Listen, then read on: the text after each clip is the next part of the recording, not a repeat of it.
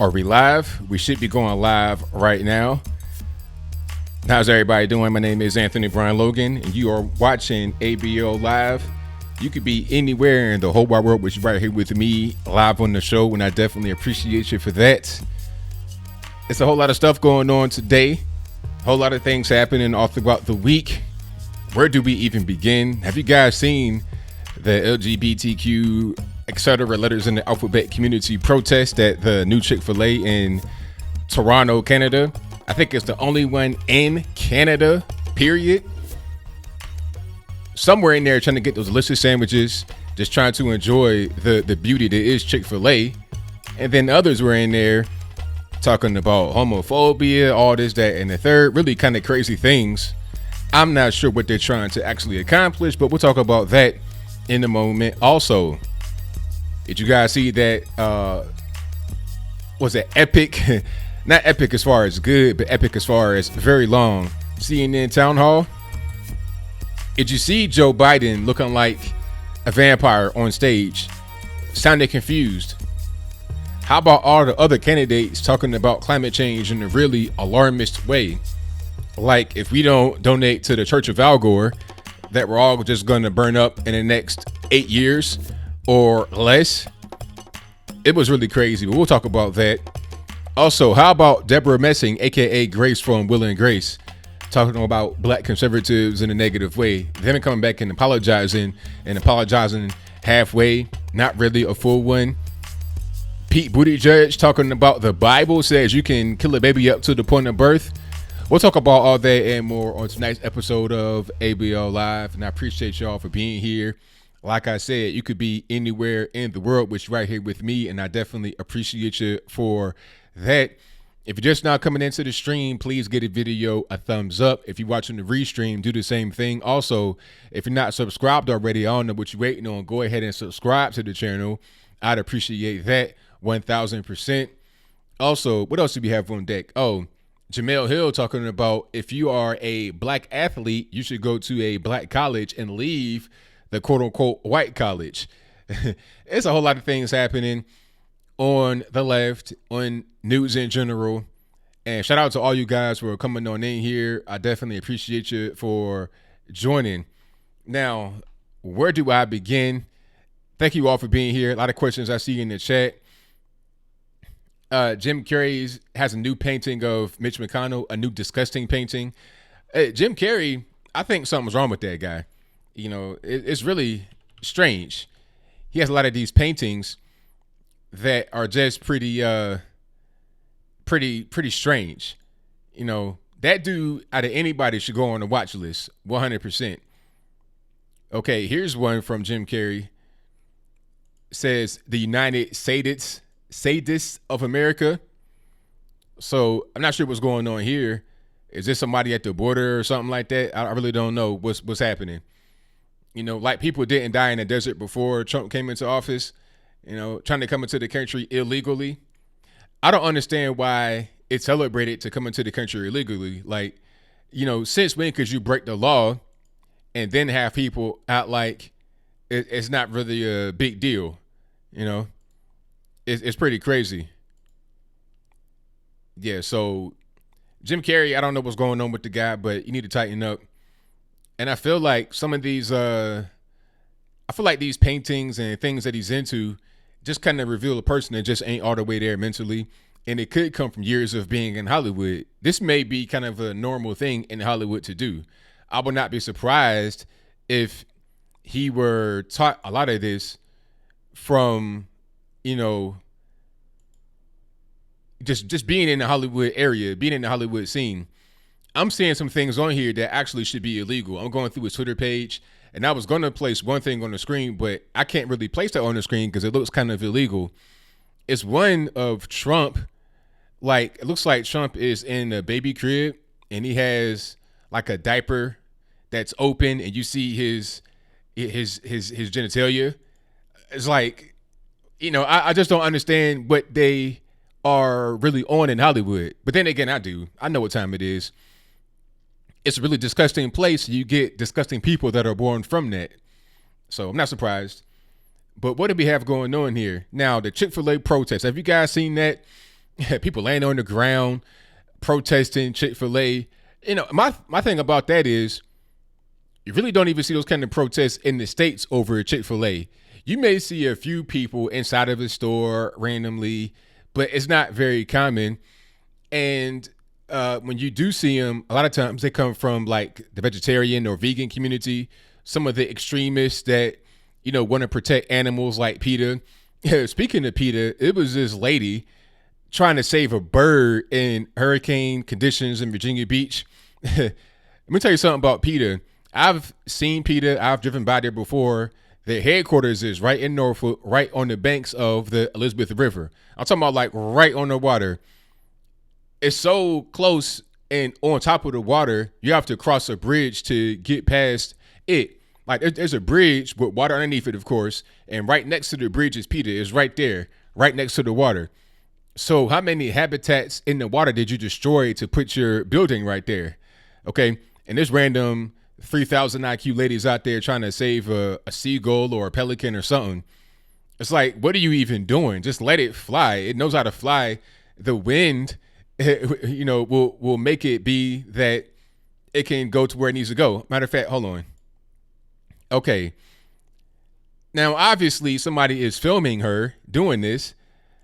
Okay, it says, Storm Rescue, PETA's emergency team rescue a wind-battered pelican in Virginia Beach that was feeling the effects of Hurricane Dorian as the storm lashed parts of the East Coast. Now, if you've ever been to Virginia Beach or to anywhere in the coastal Virginia area, there's all kind of birds everywhere. Go across the HRBT, JRB, M&M, it'll be birds everywhere. So why are you just trying to save this one random bird? Like, what are you even doing? Okay. You out here on the boardwalk, I can guarantee you it's a whole bunch of more birds in the background you don't see. And this person, I'm not sure what their gender is. I have the sound off, by the way. I'm not sure what their gender is, but they're trying to save one random bird. What are you even doing? You actually should leave that bird alone.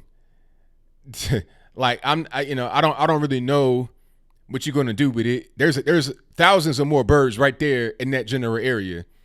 You're not going to save it. Okay. Matter of fact, that could be right there by PETA. That could be right there. Matter of fact, here's a good example. That is how close PETA is to the bridge in Norfolk. They might be right there in Norfolk, matter of fact. So I just don't understand. Nothing about this screams rescue. It's all about just trying to do some PR. So they'll kind of shed that whole, negative image of extremists that are out here just doing random things all in the name of trying to protect animals. Meanwhile, if you go to their shelters, they're killing animals, but that's a whole different story, and I'll leave that alone. I just wanted to point that out to show you how these leftists are really just nuts. They do things a lot of times for attention. What's the point of going to a Chick-fil-A and protesting? Get some of that good chicken. Go in there, get some of that great customer service.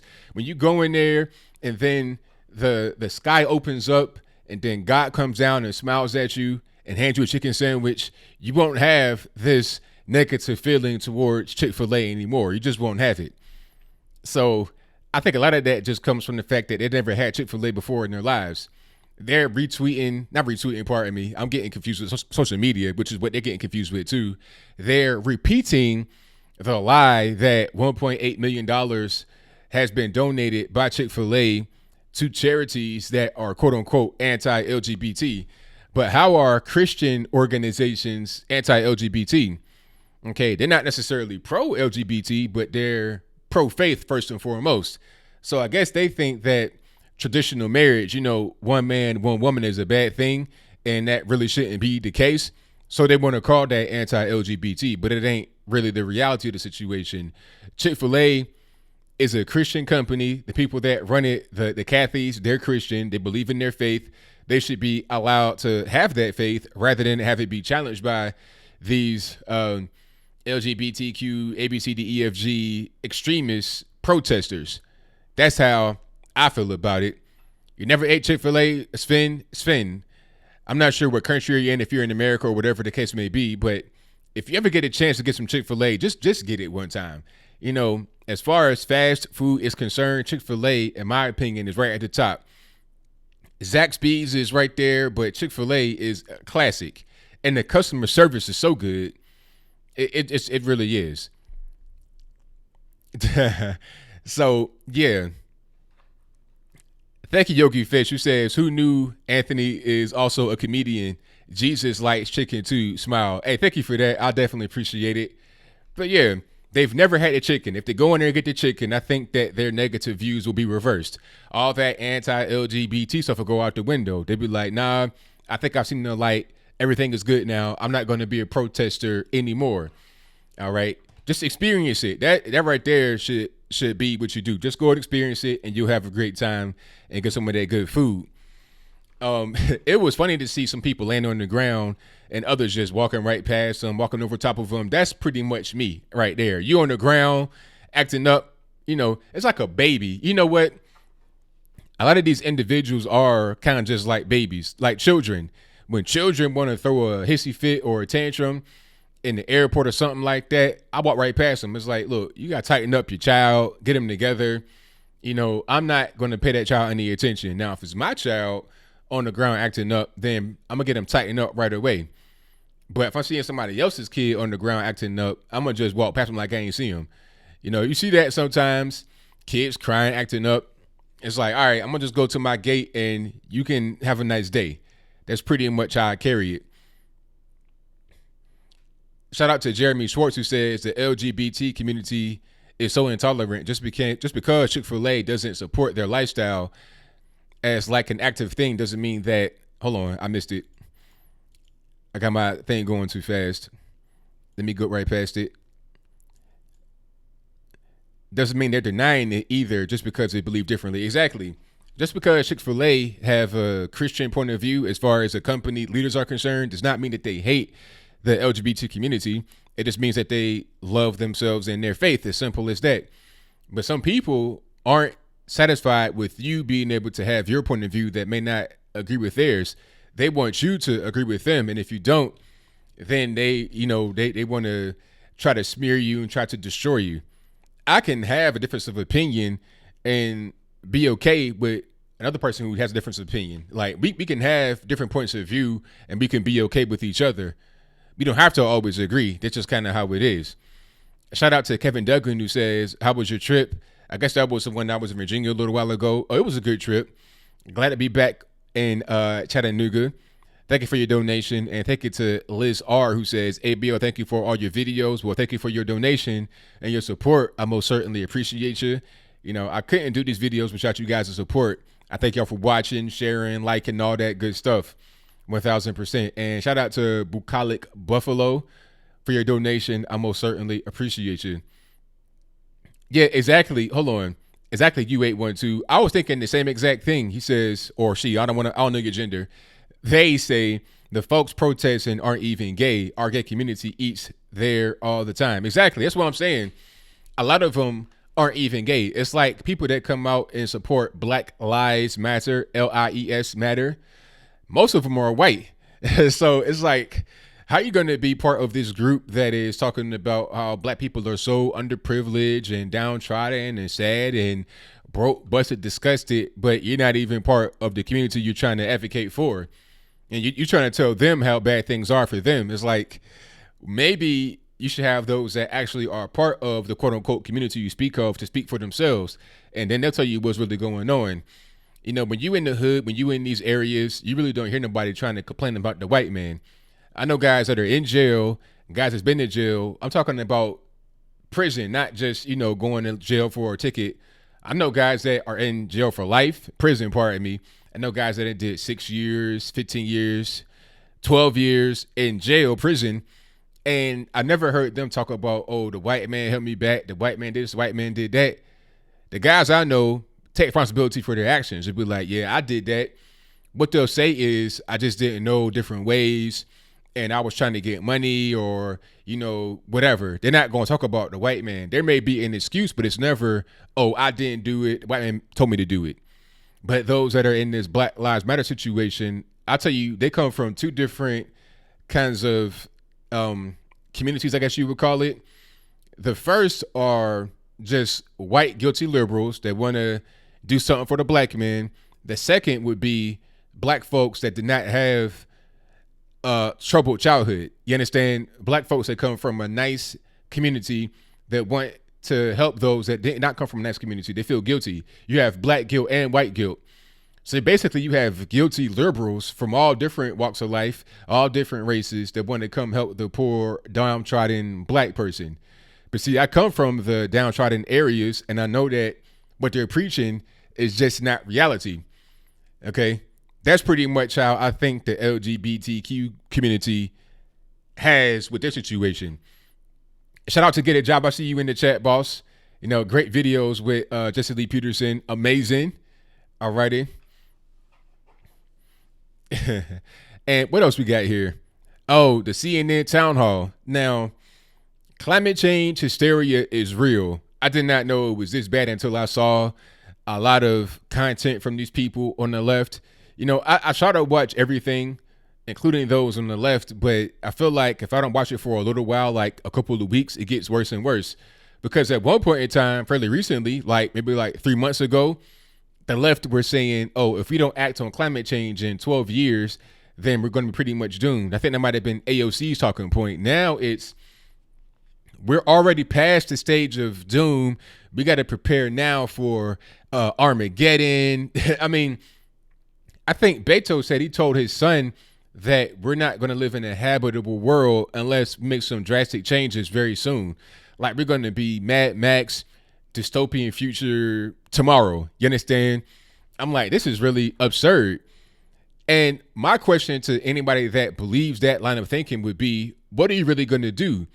If it's that bad to where within a couple of years or a little longer than that, 10 years, 12 years, if it's so bad that in that period of time, we're going to just lose the planet if we don't do anything drastic, then how are you really going to reverse it? Because I feel like that's a very short period of time to have drastic change on the planet. Right now, we live in a very habitable planet. You can breathe air, and it's not really a big deal, except for in China and India. That's a whole different story, and I will digress. But in America, a lot of part of Europe and Africa, you could pretty much breathe, and it's not really a big deal. Not a whole lot of pollution. You got clean water. You got food. I don't see any signs that we're going to go to, you know, some zombie movie in 5 years. Okay. And like I said, if we are going to get to that point in 5 years, how are we going to reverse it? That means if 5 years from now, we're going to have total failure, that we're like, it's like being on a roller coaster that's as big as a universe. And you're talking about, oh, we're going to hit a certain planet in 5 years. Like the momentum, you can't stop it now. Like what you going to do? You're already going on a downslope. You can't stop it. You're going to collide. So what's the point of doing anything to try and stop it? You might as well just, you know, burn all the coal you want, bring out the gas guzzlers. If your car gets 1 mile per gallon, go ahead and drive that across the country, because it ain't going to matter anyway. We're pretty much doomed. That is the kind of message I get. But they seem to think that the American people are so dumb that we are not going to realize that fact, and we're going to buy into whatever they say. Literally buy into whatever they say, paying some money to the Church of Al Gore, paying some money through taxes to the federal government to try and fix it. Why are we trying to fix quote unquote carbon emission here in the States? You got to go to China and India for the carbon emission problem. If there is one, go over there. Go to Shanghai. It's like smoking a pack of Newports every hour on the hour. Okay. The smog is 1,000% real. 30% of California's pollution comes from China in the air and the water. Okay. But we're talking about America for what? We are very low as far as carbon emitters are concerned. And then you had Pocahontas talking about, oh, we want to get rid of nuclear reactors, coal burning, fracking, oil. So what you going to use? It was funny to see Ted Cruz said, what you going to use? Pixie dust to, you know, fuel the world. We rely upon power. If you don't have power for a week, you're going to be pretty much out of luck. I mean, how you going to be able to work? How you going to be able to, you know, get food and keep food fresh? Like, how are you really going to power this grid in America with wind and hydro? It's just not enough. It's not enough to power the grid. You might be able to power your house sometimes, because what if you live in an area where there's not a whole lot of sunlight all the time? Like you live in Seattle, Washington, aka Freattle, and it's raining a lot. that solar power ain't gonna do a whole lot. You got to have a coal backup or a gas power backup, whatever the case may be. You know, general electricity from the power company has to be your backup. Your solar panels will only just be sometimes whenever they're able to get sun to them. And what you gonna do? Put them on everybody's house? How about trying to fly on airplanes, trains, buses, your car? Is it going to be a solar powered car anytime soon? If you can't even get a solar powered car, how are you going to get a solar powered airplane or something like that? That must have fuel in order to be buoyant. And if it's not buoyant, then you're going to have a problem in the air. And I don't think anybody wants that particular thing to happen. So yeah, shout out to anybody out there that thinks that we can just have our whole energy supply be based on nothing but hopes and dreams and wishes. But shout out to Jake C for the donation, who says poor areas are everywhere. Poverty affects everyone. It's not biased. Go to inner LA, you can see poor black people. Go to the Appalachians in West Virginia, you can see poor white people. Well, yeah, poverty is everywhere. I agree with that. But, you know, I think the conditions of the people are what separates different places. You're not going to see a skid row in West Virginia. You're just not going to see it. You're not going to see the level of just hopelessness. You know, you're going to have poverty in West Virginia, but I tell you what, I'd rather live in West Virginia than Los Angeles any day of the week. LA is only good if you have some money and the ability to be able to move around, in my opinion. Or unless you just have a dream, you're trying to be an actor or something like that, and you're trying to pursue it, hey, go there and, you know, try to pursue your dream. But you have to understand, LA is very overpopulated. You have 10 million people in LA County by itself. West Virginia has less than 2 million people in the whole state. So one county in California has 5 times the population of the entire West Virginia. It's overpopulated, too many people, the traffic is a mess, drugs everywhere, you know, dope fiends everywhere, liberal policies. It's too much for me. I don't really like big cities like that anyway. I prefer smaller cities, not really small towns where there's nothing, but cities where it's small, like where I'm at right now, where you can kind of move around and it's okay, versus you got to be an hour in traffic to drive like 5 miles. I'm just not really with it at all, you know? So shout out to everybody in LA. If you're there, I pray for you seriously, because I know it's rough, you know, especially depending upon where you live and what you do for a living, for sure. Yeah, shout out to California, a beautiful state. If you don't live in the really densely populated areas, you know, if you don't live like inner city LA, if you live out in the mountains, further away, up in the hills or something, it's beautiful. But them inner city like San Francisco, LA, I've never seen anything like the dope things on the ground with tents, with human feces. I've never seen anything like that. I was born in West Virginia. I spent a lot of time up there. I've never seen anybody defecate on the ground ever in my life. And I've seen some real poverty. I'm talking about poverty that you can't even really imagine. No running water. I've seen that kind of poverty, but I've never seen anybody defecate on the ground. I've seen a community where you get, you know, blown up meth houses, all of that, but you go in somebody's house, it'd be a single wide trailer. It'd be immaculate. See, the poverty it's relative. It depends on where you are and the mind state of the individual. But that's a whole different story. And I'm kind of getting on a tangent here. I just want to say that people got to have a sense of decency about themselves, regardless of the situation financially. Whether you poor or rich, just, you know, be a decent person, and you'll be able to have a better community as a result. If you're not a decent person, your community will also not be decent. And if the government allows people to be indecent, you're going to have much more of it, especially when they kind of incentivize it by giving certain little kickbacks and whatnot to people, like they do in San Francisco. But it's been like $214 million per year on homelessness.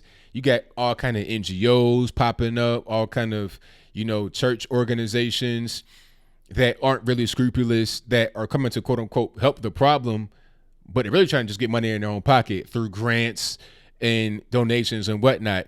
Okay. They don't have good faith. If you are a company that has good faith, then I'm with you. Get all the donations, get everything you want. But if you're not operating in good faith, you're just trying to capitalize on the problem, then that's when I got an issue with you. But shout out to Armchair Engineering, who says just join. What's up with the NOAA in Trump, Alabama? LOL. And in the 70s, it was global cooling. Hey, thank you for your donation, man. Definitely appreciate you. Now, this whole thing with Trump and Alabama, to me, is kind of funny.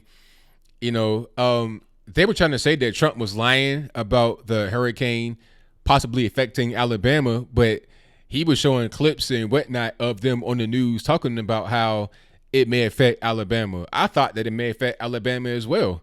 I was looking at it, I'm like, okay, they're going to go to Alabama, Mississippi, Georgia. I thought about Georgia because at one point it was going due west, but then it broke east and went up the coast that way. But that happens. Sometimes it'll go in the Gulf. Sometimes it'll go out to the Atlantic. You never really can tell with hurricanes until it's right where it's supposed to be. And even then, sometimes it makes a crazy turn, and then it goes somewhere totally different. So he was correcting what he said, but the media were trying to call him a liar, and he disproved that particular claim. So thank you for your donation, man, and your question. Definitely appreciate you. Exactly. My great find for you. Self-respect and faith, 1,000%. A lot of Christians in West Virginia, people that respect themselves and respect their neighbors. Neighbors look out for each other, 100%. Let me see. Shout out to Hawaii girl Beth, who says, I've been to, what's that? Minestrone or remote locations in West Virginia. There are some seriously wealthy on top of those mountains. Yes. Man, you never know who you're going to find out there up in the mountains. You know, especially like Charleston, or when you go like to like closer to Morgantown, Pittsburgh, that area. Yeah, you never know you're gonna find up in the mountains, and it's cool. It's ain't nobody really gonna come out there and do nothing to you. It's real chill. Shout out to West Virginia, born in West Virginia, born in Charleston Memorial, right there in Charleston City, and shout out to Rand University. All right, let me see. Somebody asked me, did I see the interview with de Blasio on Fox talking about automation? I did see that. I might do a video about that, actually. That was a very good question. Thank you for that.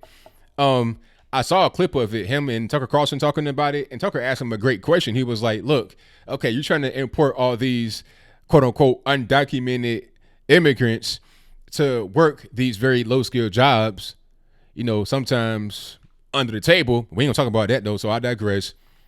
You're talking about bringing all them in, but at the same time, you're talking about how automation is going to be a problem, and we gotta do something to fix it. So, I mean, why bring them in when they won't have any jobs?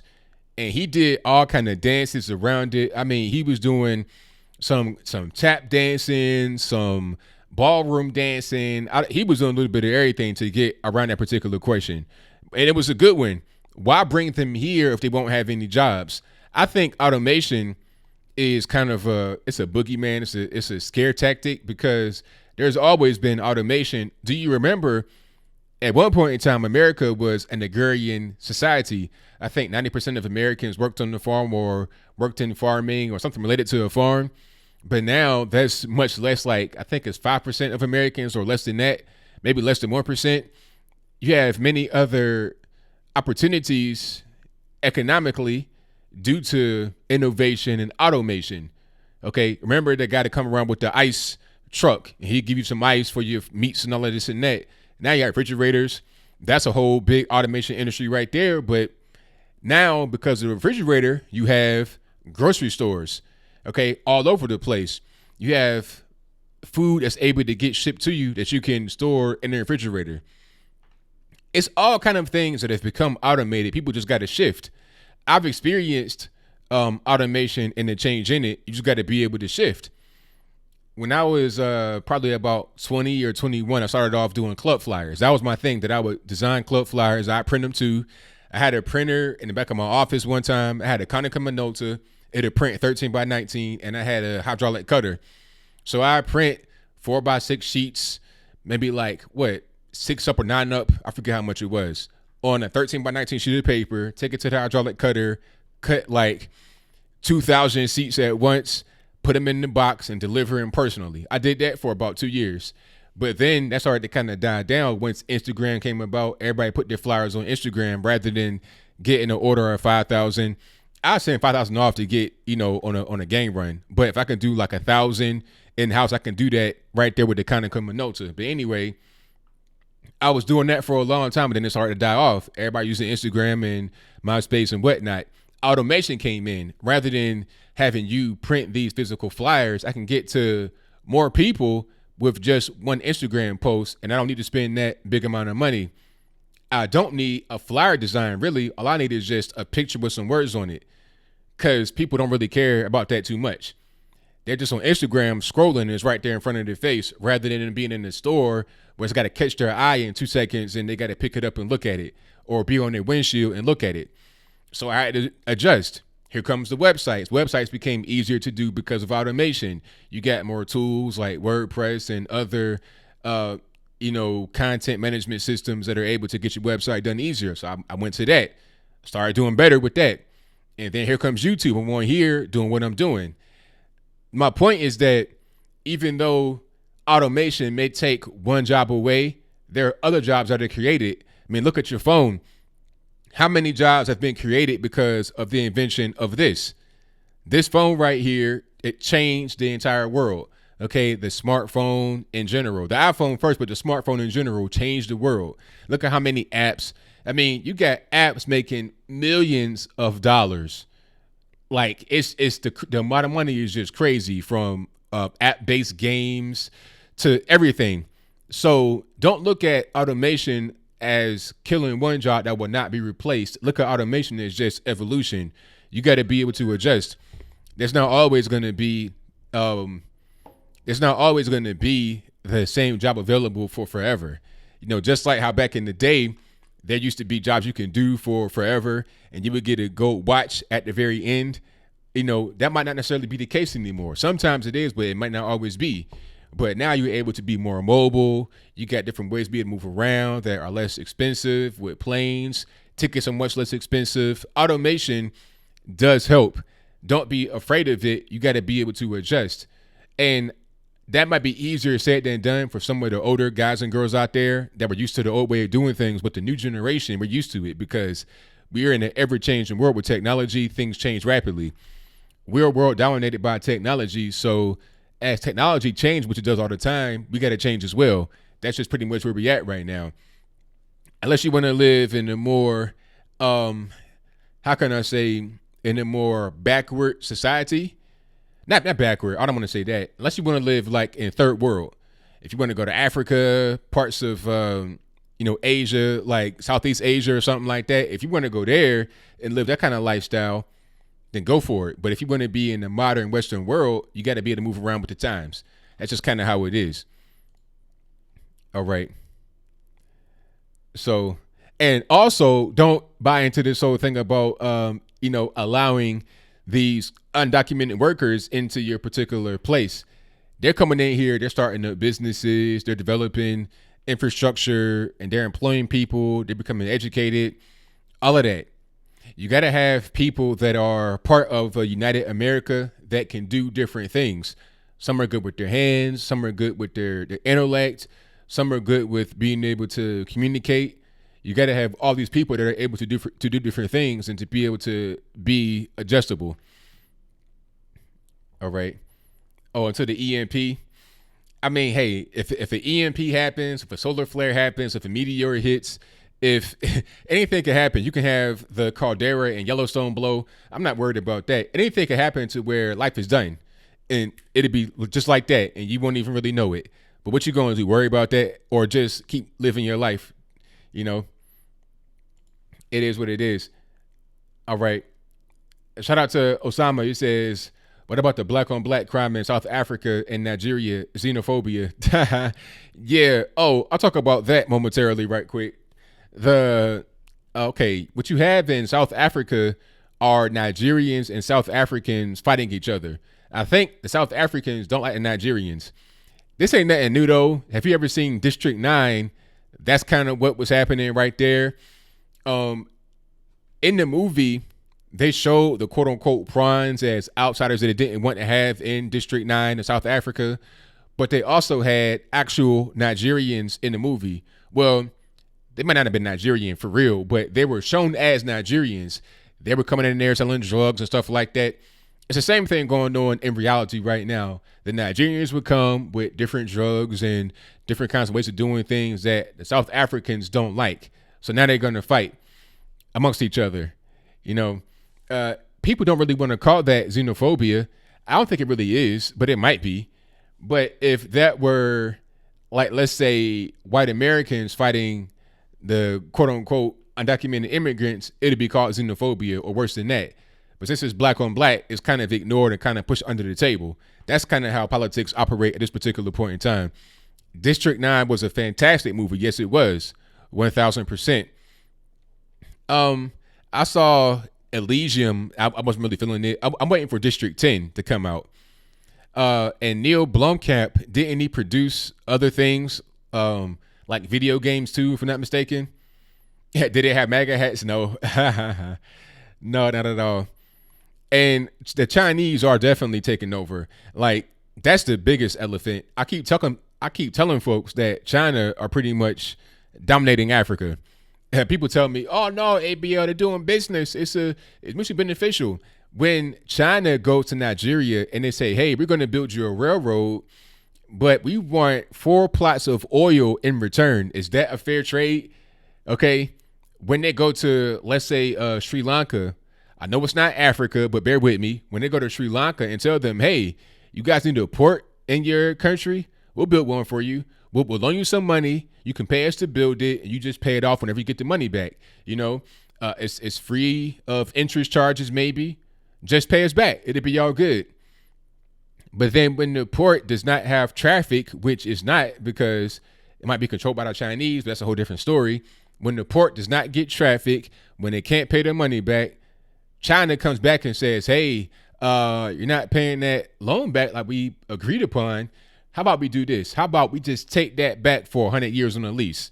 So what they did was they told Sri Lanka to borrow money from them so they could come and build the port that they took over. They do that all over the world, especially Africa. They have a whole military base right now in Djibouti. People talking about, oh, they're not going to colonize. They got 300,000 Chinese or more right now in Angola, Africa, which is not a very high population country. It only has like 2 cities. I think, what's that? I forget 2 cities, but they're right there close to the water, because most of it is it's desert. Close to Namibia, it's mostly desert, but they got 2 big cities, and that's pretty much it. And a lot of area. 300,000 Chinese people. All right. Shout out to Bucala Buffalo, who says China controls Panama Canal, right? I'm not sure. That's a good question. I don't know about that one. If they did, I wouldn't be surprised, but I don't know about that one. I think we have a military base right there as far as America, but I don't know. That could have changed. I can't really call it at all. I don't know nothing about Nigeria. Sir, you can't be cursing in the chat. Don't get removed from the chat, sir. I mean, what I said is true. Look it up if you want to. Don't be in here getting triggered. You know, hit dogs will holler. All right. So what else do we got? One more thing I want to say before we get to the calls. Oh, Pete Buttigieg talking about the Bible justifies abortion up until birth. He was using the scripture talking about when God breathed life into Adam, and he says, okay, well, life does not happen until the breath is breathed in you, until you breathe your first breath, meaning a baby is not a baby until they breathe the first breath outside the womb. That is a crazy research if I ever saw one. It doesn't make any sense. God was talking about, in the Bible, he was talking about, he created man from dust and then breathed life into his lungs. He created him from that. There was no woman, there was no womb, there was no gestation, there was dust, and then he created man from dust. That doesn't mean that a baby is not a human being until the first breath is breathed. It doesn't make any sense. But, you know, I'm not surprised that a guy like Pete Buttigieg would try to use the Bible to justify late-term abortion. That's pretty much what the left is on right now. They're all about extremism. They can't just be just regular everyday folks that, are like right in the center, right in the middle. They got to be extremists. And that's driving people away from the Democratic Party. People that may be Democrats that may not like us over here on the right are being forced to come away from us because they just don't want that. They don't like, they don't like how crazy they've gotten. It's like, you know what? I don't like what y'all are doing. Let me go over here and just be with them because they seem like they're more rational. That's pretty much what it is. So I think Buttigieg, whatever you want to call him, I think he just hates Christianity. There's a lot of folks like that. That's becoming very popular, where they just really act out against Christianity and Christians, or say any kind of thing to attack Christians and Christianity. Maybe they had a bad experience as a child. I don't know what's going on, but that's pretty much what we see right now. But when it comes to Islam, when it comes to Muslims, oh no, we don't want to say anything. We don't want to criticize. It's like a total opposite. They'll attack Christians for no reason, but Islam, they won't say anything about it. It's never a balance. Like if you want to criticize Christianity, I mean, I don't see a problem with that necessarily, but be even. Criticize fairly and criticize everyone fairly. Don't just pick and choose who you want to criticize. If you want to talk about religion, let's talk about our religion, not talk about just one particular sect that you want to attack. And you're attacking like regular everyday people, and you spreading lies about Christianity to regular everyday folks who happen to believe in the faith. That's pretty much how that is. Yeah, that's pretty much, Sodom and Gomorrah, they don't want to talk about that. But see, then you get into this whole biblical argument with them, and it becomes a mess. I don't even like doing that, honestly. Leviticus is talking about land with a man, all this and that. They don't want to talk about that, but that's okay. I'm not even really trying to get into it.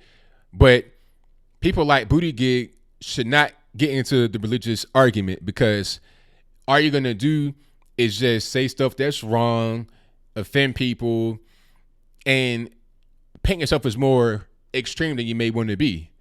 The extremist argument is not going to win the election. You got to get right down in the center. That's all. Get in the center. Trump, in my opinion, is a centrist type of individual. He has a bombastic personality. He's like right in your face and really brash and bold. That's fine. But when it boils down to it, in my opinion, he's more of a centrist than you may know, than you may see. And that's okay. You're supposed to be kind of in the center when it comes to being able to get those in the country that may or may not want to vote for you. Maybe kind of like right there thinking, should I not? But the leftists, they're right there on the far left, like way like totally off the page. If that's what they want to do, that's fine. Let them be off the page. We'll get everybody that's like right in the actual book. That's what we want to do. They can be off the books, off the page. We'll be right here getting a regular individual that wants to vote for an actual legitimate person, not an extremist clown like a Pete Buttigieg. All right. Let me see. The black man that met with the KKK and got them good for the KKK. Now Antifa is calling him a white nationalist for talking about race. Oh, okay. Now, I didn't see that. Now, let's talk about, look, all right. Somebody's cursing in the chat. I'm going to go ahead and just hide you. Now, Upper 10,000 says the black man that met with the KKK. Okay. Now, that guy who did that, I've seen him a lot. He talks a lot about how he's black, obviously, and he has gone to certain circles and met with Klan members and got them to give up their actual Klan robes. It's like a lot of them, like 300 or some kind of crazy amount he's been able to get away from the Klan lifestyle. Now, Antifa are calling him a white nationalist. If that's true, that's absurd. But Antifa, they are just simply projecting, honestly. Anytime you see Antifa, it's 99.9% white liberals. And then they talk about how racist anybody that is on the right are. It'd be a group full of black folks wearing MAGA hats. They'll call them white supremacists. Meanwhile, they're 100% white organization saying this. It's just silly. But they do that a lot. It's a lot of projection happening right now on the left towards us. You know? Was it 300? I'm not sure how many it was. Ben Shapiro and Tucker Carlson like Yang Gang 2020. Oh, they do? Andrew Yang might be a nice guy, but he has no chance. And one thing about Andrew Yang, I forgot what he said on a debate stage, but when he said that, it kind of turned me off. I think it was about, I know what he said. The question was asked on a debate stage, would you support free health care? Would you support free health care for illegal aliens? He said yes. I think Tosi did as well. It's like, okay, you want to come off as being different, as being unique, as being a guy with a plan that ain't the same as everybody else, but I can't tell. You want to support free health care for illegal aliens? How does it make any sense? Do you want to support amnesty too, sir? And like, why would I want to vote for a guy like Andrew Yang or anybody on the left? People like Tulsi Gabbard, some may think that they are centrist, but they're not. Once you get down to it, they're the same as everybody else. Tulsi Gabbard says I'm anti-war. Who is pro-war? Has anybody come out and said that they're pro-war that I can remember? Hillary Clinton said she would invade Iran, but who else has said that they're pro-war on the debate stage? Trump says he's also anti-war, and Trump has actually shown and proved they were going to strike Iran. He said, no, we're not going to strike Iran. They're leaving Afghanistan right now. People are mad that he's doing that. Oh, you can't do that. You're talking to the Taliban, striking the deal with them. Well, what you want them to do? I mean, that's who is in charge right now, the Taliban. So you got to talk to him if you want to, get out. And if you don't want to talk to him and you want to stay, then go ahead. But that'd be counter the whole thing about being anti-war. How you going to be anti-war and then get mad at Trump for talking to the Taliban to get out of Afghanistan? Same thing with North Korea. Don't get mad at him talking for you can't say that he's wrong with talking to Kim Jong-un to try and make that situation be calm if you're anti-war. You could go over there and just bomb them and start a war, but that'd be counterproductive if you're trying to be anti-war. It is what it is. Now, $1,000 a month. The thing about Andrew Yang's UBI is that it doesn't make any sense. First of all, how are you going to pay for it? That's the biggest question. I'm hearing numbers like $1 trillion per year, $800 billion per year. But beyond that, he's talking about if you get welfare programs that are the equivalent or near equivalent of $1,000 per month, you would not get any money. Or if you get close to 1,000 in welfare benefits, you will only get that which you are not getting right now. So let's say you get $800 in government benefits, you'll get $200 a month in UBI. So how is that really going to help you if you're in a bad situation? All right. And how are they really going to value the actual, how are they going to value how much your programs are worth? Like Section 8, would that be counted in the government assistance programs? You could live in a place for like $50 a month for rent. That should be like $1,000 a month for rent. So would that be included? I don't see how it's going to help. If you're a poor person, you're not going to, it'd be a lateral move at best. And when it does, it opens the door for more abuse of the programs. Because the way it is right now with food stamps, it's difficult to actually sell it. You can sell it, but it's not as easy as it'd be if you just got the money. You can't just go get your food stamp card and go straight to the trap house and get some crack or something. You understand? Or some heroin. But if you got UBI, you got money. You can do whatever you want. You can go buy heroin, cocaine, weed, meth, and meanwhile you got kids in the house with no food. So I'm just trying to figure out how the money would actually help those that need it. Now, for me, a guy that does not need welfare, I can just take that money and save it, do whatever I want, go to Vegas, gamble, so it's not going to help those that it's supposed to be able to help if you have a situation where you don't have a lot of money. So I just don't really understand. Okay, let me see. Somebody says it gives people on welfare a reason to go to work without losing their support. So basically you're saying it helps them get off welfare because, okay, if you're on welfare and you would lose your benefits by going to work, that means you would lose your welfare benefits, but then get UBI in return. Okay, I see what you're saying. So you basically would not be on welfare. I got you. Alrighty, let's get to the calls, you guys. Thank you for being here. If you're just not coming in, please give the video a thumbs up. If you are not subscribed yet, please subscribe. I definitely appreciate you if you did. The number to call is 434-658-1220. It's a question right here from Chin. Chin says, if that was a great idea, why hasn't any poor country like India tried it? Because it's not a good idea. It's simply not a good idea, UBI. I mean, the amount of money that's going to cost is just so much. It's immeasurable. It would not make sense. It's a good campaign stick to go out there and campaign on to get some attention, but it ain't really going to work. All right, let me turn my Skype on right quick to get the calls rocking and rolling. Let me see. Yes, in the welfare state. All we're going to do right now, Jason, is continue the welfare state if we had a UBI. UBI ain't nothing but just strip down. It's welfare without the restrictions. It's just like what China does. You know, it's funny that Andrew Yang is Chinese, not trying to be racist, but I'm just saying China does this. See, people think that China is a friend to Africa because what they do, they give out quote unquote loans and grants without strings attached. They'll just give you the money like here. We don't need to have it go through a certain arbiter or nothing like that. Take the money right away. But the problem is when there's no strings attached, money can get misappropriated and used in an improper way. It'll go to some dictator, he'll have the money, and then at the end of it all, the money does not go to where it's supposed to go, and people are left in the lurch. That's what happens. It'd be the same thing with UBI in many situations where people need that particular piece of money. That's why government benefits have restrictions, because they know people will abuse the money if they're just given a check.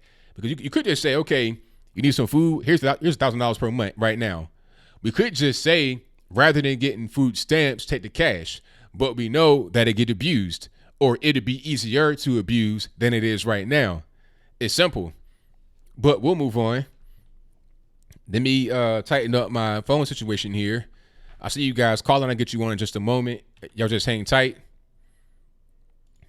Let me get everything good here. All right. There we go. Boom. Caller, you on the line. Turn your speakers down, please. Joshua from Brooklyn. All right, Joshua, what's happening? That's how we tuned into my Logan. Everything's good, man. What's happening? Yeah, I got found my hat, my MAGA hat. What you say?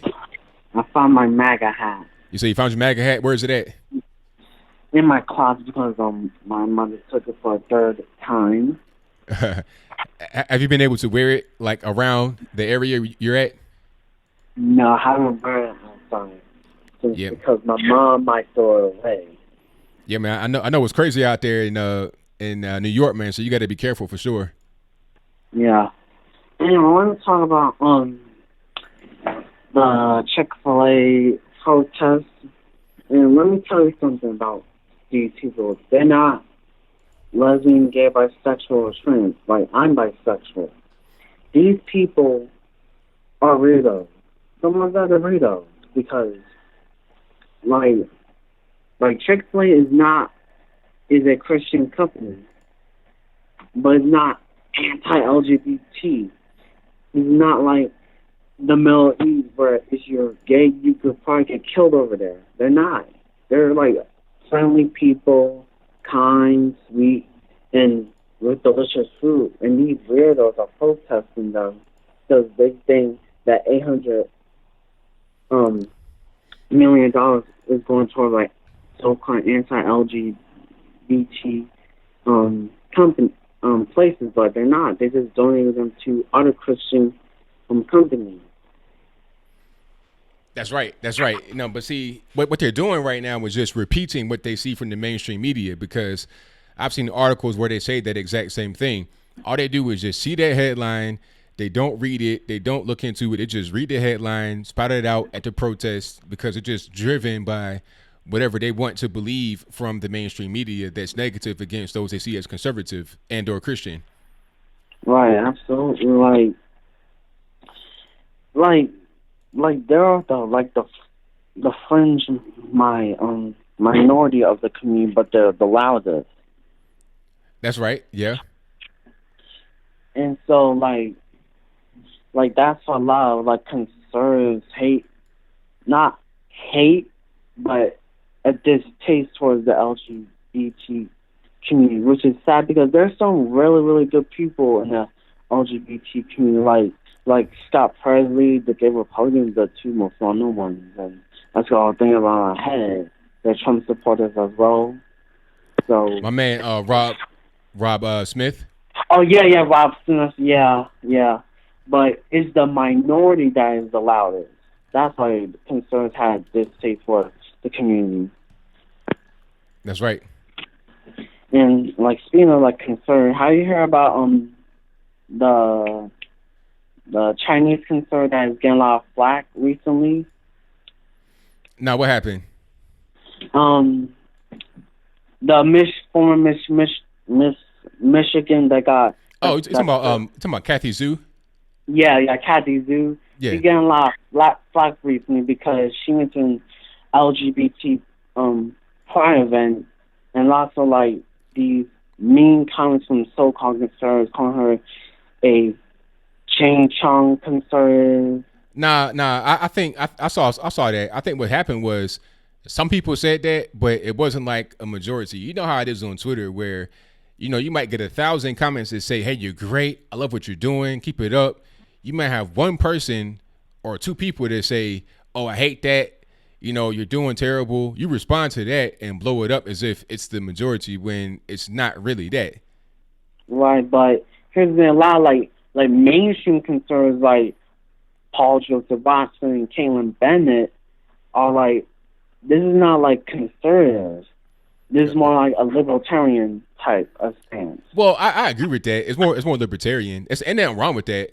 You know what I'm saying? But at a certain point, if you got certain standards that aren't really conservative, it is what it is. There's nothing wrong with being libertarian, but if that's where you are, then that's where you are. You might not necessarily Right. be, if you say that it's okay to have abortions, you for LGBT, you're for everything that's like more libertarian, then that's pretty much where you are. If you have viewpoints that line up with more conservative, that's where you are. If you are more on the liberal side of things, that's where you are. Just identify as that, and there shouldn't be no problem. Like it's like I'm a libertarian Republican, so even though I hate the smoke, I am kind of pro weed and stuff like that. So that's fine. But it's like there's no friends with us in the right and especially on the left. Right, I'm with you, man. But hey, I got a lot of calls on the line, so thank you for the calls always. Yeah, Definitely. and also 30. I'm gonna take 30 seconds. Quickly, So, please. Yeah, can you follow my Twitter account? Because I'm trying to build up my my Twitter account right Okay. now. All right. Is at JAHUA and PAREZ, and you also like tweet out my Twitter, like say follow my Twitter account and to grow my Twitter account. So that's about it, ABL. Thank you for the call, man. Definitely appreciate you. Definitely to peace. All right. Shout out to my man Joshua for the call. Let's go to my next one. 401, you're on the line. Who am I speaking to? Oh, hey, what's up? This is David from Providence, Rhode Island. I've been listening to your show, and I like it, so I just thought I'd just call. So Thank you for the call, but your phone is kind of like is doing something weird. We're not really sure what's happening. Do you have any kind of earpiece or something, man? Yeah, I'm on my headphones right now. Yeah, they're kind of breaking up. Does it sound better? Does it sound better now? How about this? Keep talking. All right, so Nah, it's still yeah, bad. It's just really weird. I'm not sure what's happening. Okay. How about now? Okay, go ahead. All right. So Yeah, nah, it's not working out, man. I'm not sure what's happening. I'm sorry, but try to call back in a little bit. I see you. All right, shout out to the caller. I don't know what was going on. Maybe it was me. I don't, but it was like kind of choppy. But let me get to my next call here. Let's go to 843. You on the line? Who am I speaking to? Hey, ABL, this is Tyler, buddy. Alrighty. What's going on, man? Hey, just interested to get your take out of these 350 candidates that's running from the left. If one is to be taken, somewhat serious, who you think it is, and why do you think it is, and also could you elaborate a little bit, just percentage wise? Maybe I'm too optimistic, but I feel like 20 to 25% of the black vote could go to Trump this time. I don't believe that I don't think that the numbers are going to be for the left, and just want to see what your take on that might be, bro. Yeah, that's a good question. It's hard to really pick anybody on the left right now because they all pretty much are saying the same things. Wow. I don't know. I think anybody that I thought might be okay has pretty much dropped out. Maybe like Pocahontas, she might be okay because I see her saying less extreme things than everybody else, although they're all extreme. Yeah. So good maybe point. Her, and then she has enough energy to get through the election process. People like Joe Biden ain't going to make it, and others just kind of, others are just kind of goofy. Like Kamala Harris is kind of goofy and not a serious person. So I think Pocahontas. And as far as a black vote, it could go 20-25% because I'm talking like every day I'm seeing more and more black folks. I know it. Putting on their MAGA hat. They're talking about the conservative. Yeah. It's more and Younger more. brothers out here too, ABL. I'm telling you, man, they're starting to see the jobs are there. The opportunities, and people just ain't buying this. They just ain't buying it. But okay, well, it's good to hear your take on that, man. Keep up the good work. Much appreciated out here, bro. Thank you for the call, man. Definitely appreciate you. All right, bro. All right now. Yeah, shout out to the caller. Yeah, it'd be hard to get anybody on the left taken seriously. I mean, honestly, to be 1,000% honest, Hillary Clinton is stronger than anybody that's out there right now, even today. Even with her moo attire, whatever you want to call it, even with all that, she's still stronger than anybody that's out there right now today. 1,000%. And that's a shame because it shouldn't be that way, but it is. It really is. So let me get to my next call here. 702, you're on the line. Who am I speaking to? Hey, this is Rob in Vegas. How you doing? Everything's great, man. How about yourself? Oh, doing great. Hey, I wanted to touch base with you about pulling out of Afghanistan. Yeah. The only reason why the Taliban is not killing themselves is because we're there. It just remember when the Russians invaded? Yeah. They were fighting themselves left and right, tribe against tribe. The only thing that brought them together was fighting the Russians. No, okay, I see. Yeah, now the only thing that's keeping them together is fighting us. If we pull out, they'll go right back to fighting each other for power. Well, at a certain point, it's like, what can you really do to prevent them from fighting? Because nothing. So I think the best thing to do would be rather than them having their targets trained on us, trained on each other. That's pretty much all you're going to be able to do. Exactly. That's why I'm saying just pull them out. Eventually, they'll end up wanting us back in. Exactly. They'll invite us back in. Yes, correct. Yep. That was really all I wanted to talk about right there. Hey, you were on point at the beginning of the show on everything. Thank you, man. I appreciate that. Just straight from the heart. So I thank you for that. Yep. You have a great night, and I'll talk to you soon. All right, now, same to you. All right, shout out to the caller. I most certainly appreciate him. Okay. Let me see. Now, hold on. Shout out to the super chatters right quick before we get to the calls. Thank you to Gamer Boo for their donation. I definitely appreciate you. Shout out to OBBG for your donation who says Putin 2020. I think not in America. Thank you for that, though. Thank you to Luciano who says, don't fetuses have gills, so they're breathing way before birth? Libs continue proving they know nothing about science. I don't know about Gills. I can't really verify that one, but thank you for your donation. I definitely appreciate you. Either way it goes, you got a human being in that womb. It's real simple. Shout out to Zedochi's King Sword, who says, just saying hello, ABL. Well, hello right back to you, and thank you for your donation. I definitely appreciate you. Thank you to Luke Landrum, who says, great channel. Hey, I thank you for that compliment and your donation. I appreciate you. Fred the Felon says, Amazon paid zero in taxes last year. Yang 2020. When you say zero in taxes, what does that really mean? Because the New York deal, they were going to bring in billions in tax revenue. So how did they pay zero in taxes? I'm not really sure how that works. Maybe like federal income tax. I don't know. Like, what taxes are you referring to? A company like Amazon pays a lot of different taxes. So what tax do you actually mean? Okay.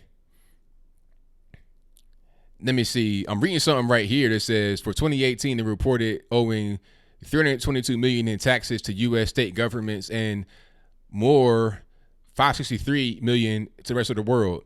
Under a separate accounting category, Amazon reported cash taxes paid, or the amount of funds actually paid in taxes, of $1.2 billion with a B, and almost $1 billion in 2017. So you're talking about like $2.2 billion in 1 year in taxes. But maybe that's just me reading stuff wrong. I don't know. But let me get to my next call. 240, you're on the line. Who am I speaking to? It's your boy JB. What's up, brother? Everything's good, man. Can't complain. Man, a 7-hour climate control class. Really? Come on. Come on, Democrats. And then the thing about it was the talking points didn't make no sense. I was like, well, we're going to talk about, we're going to, and it's like stupidness. Like, what the hell? Who talks for that long? I watched like 2 minutes and I was like, I'm done. This is stupid. This is retarded. And the thing about it is, the stuff they're trying to make us believe is crazy. It's not that bad. Like they say, polar bears are going to die out. Actually, polar bear population's actually growing. What about the polar bears? The polar bears are actually, the numbers are growing. And then, oh my God, it's getting really stupid.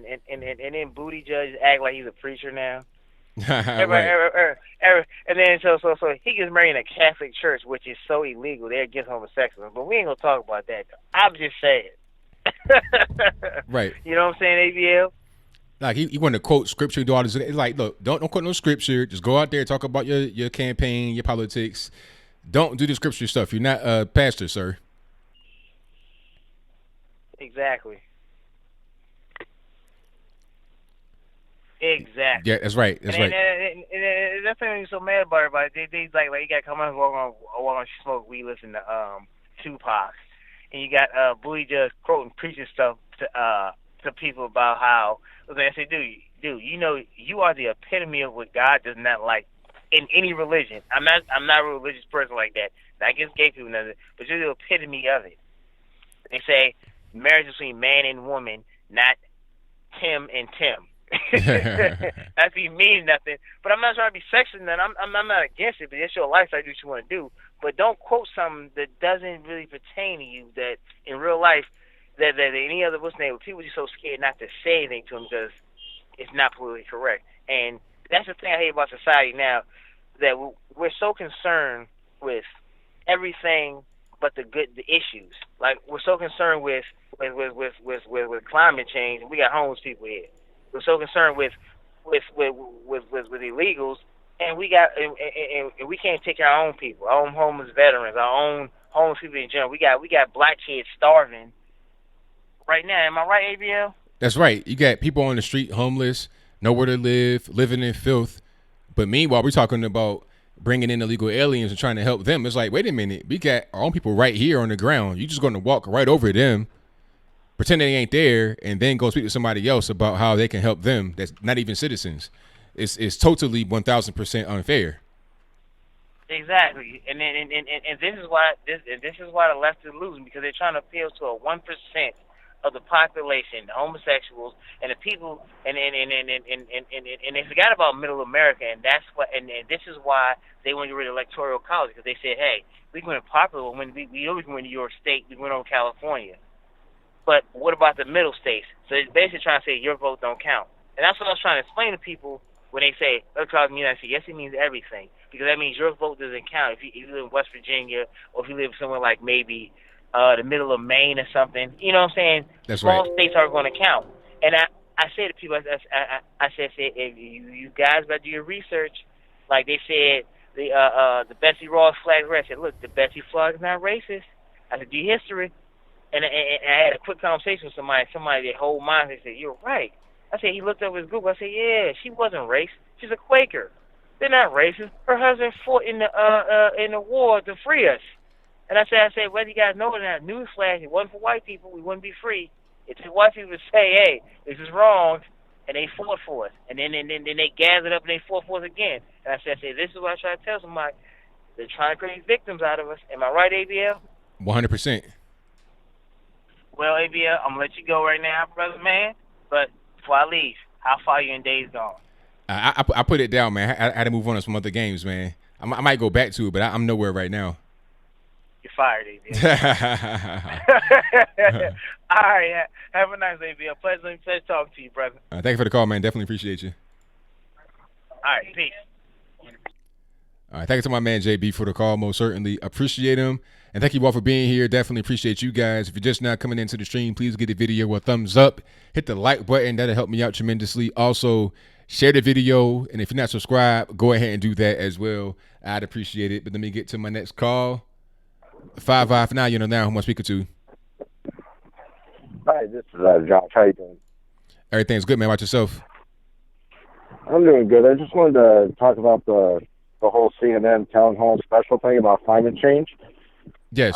What I think is kind of funny is that when you actually look at it, when they talk about renewable sources of energy, you know, they badmouth nuclear power, they badmouth coal power and all this stuff, and I understand because, yeah, coal power is bad, but they don't realize, I don't think people realize that solar power and wind power, like wind power destroys, like, you know, all these animals out here, like all these birds and stuff, they're flying right into the actual propellers.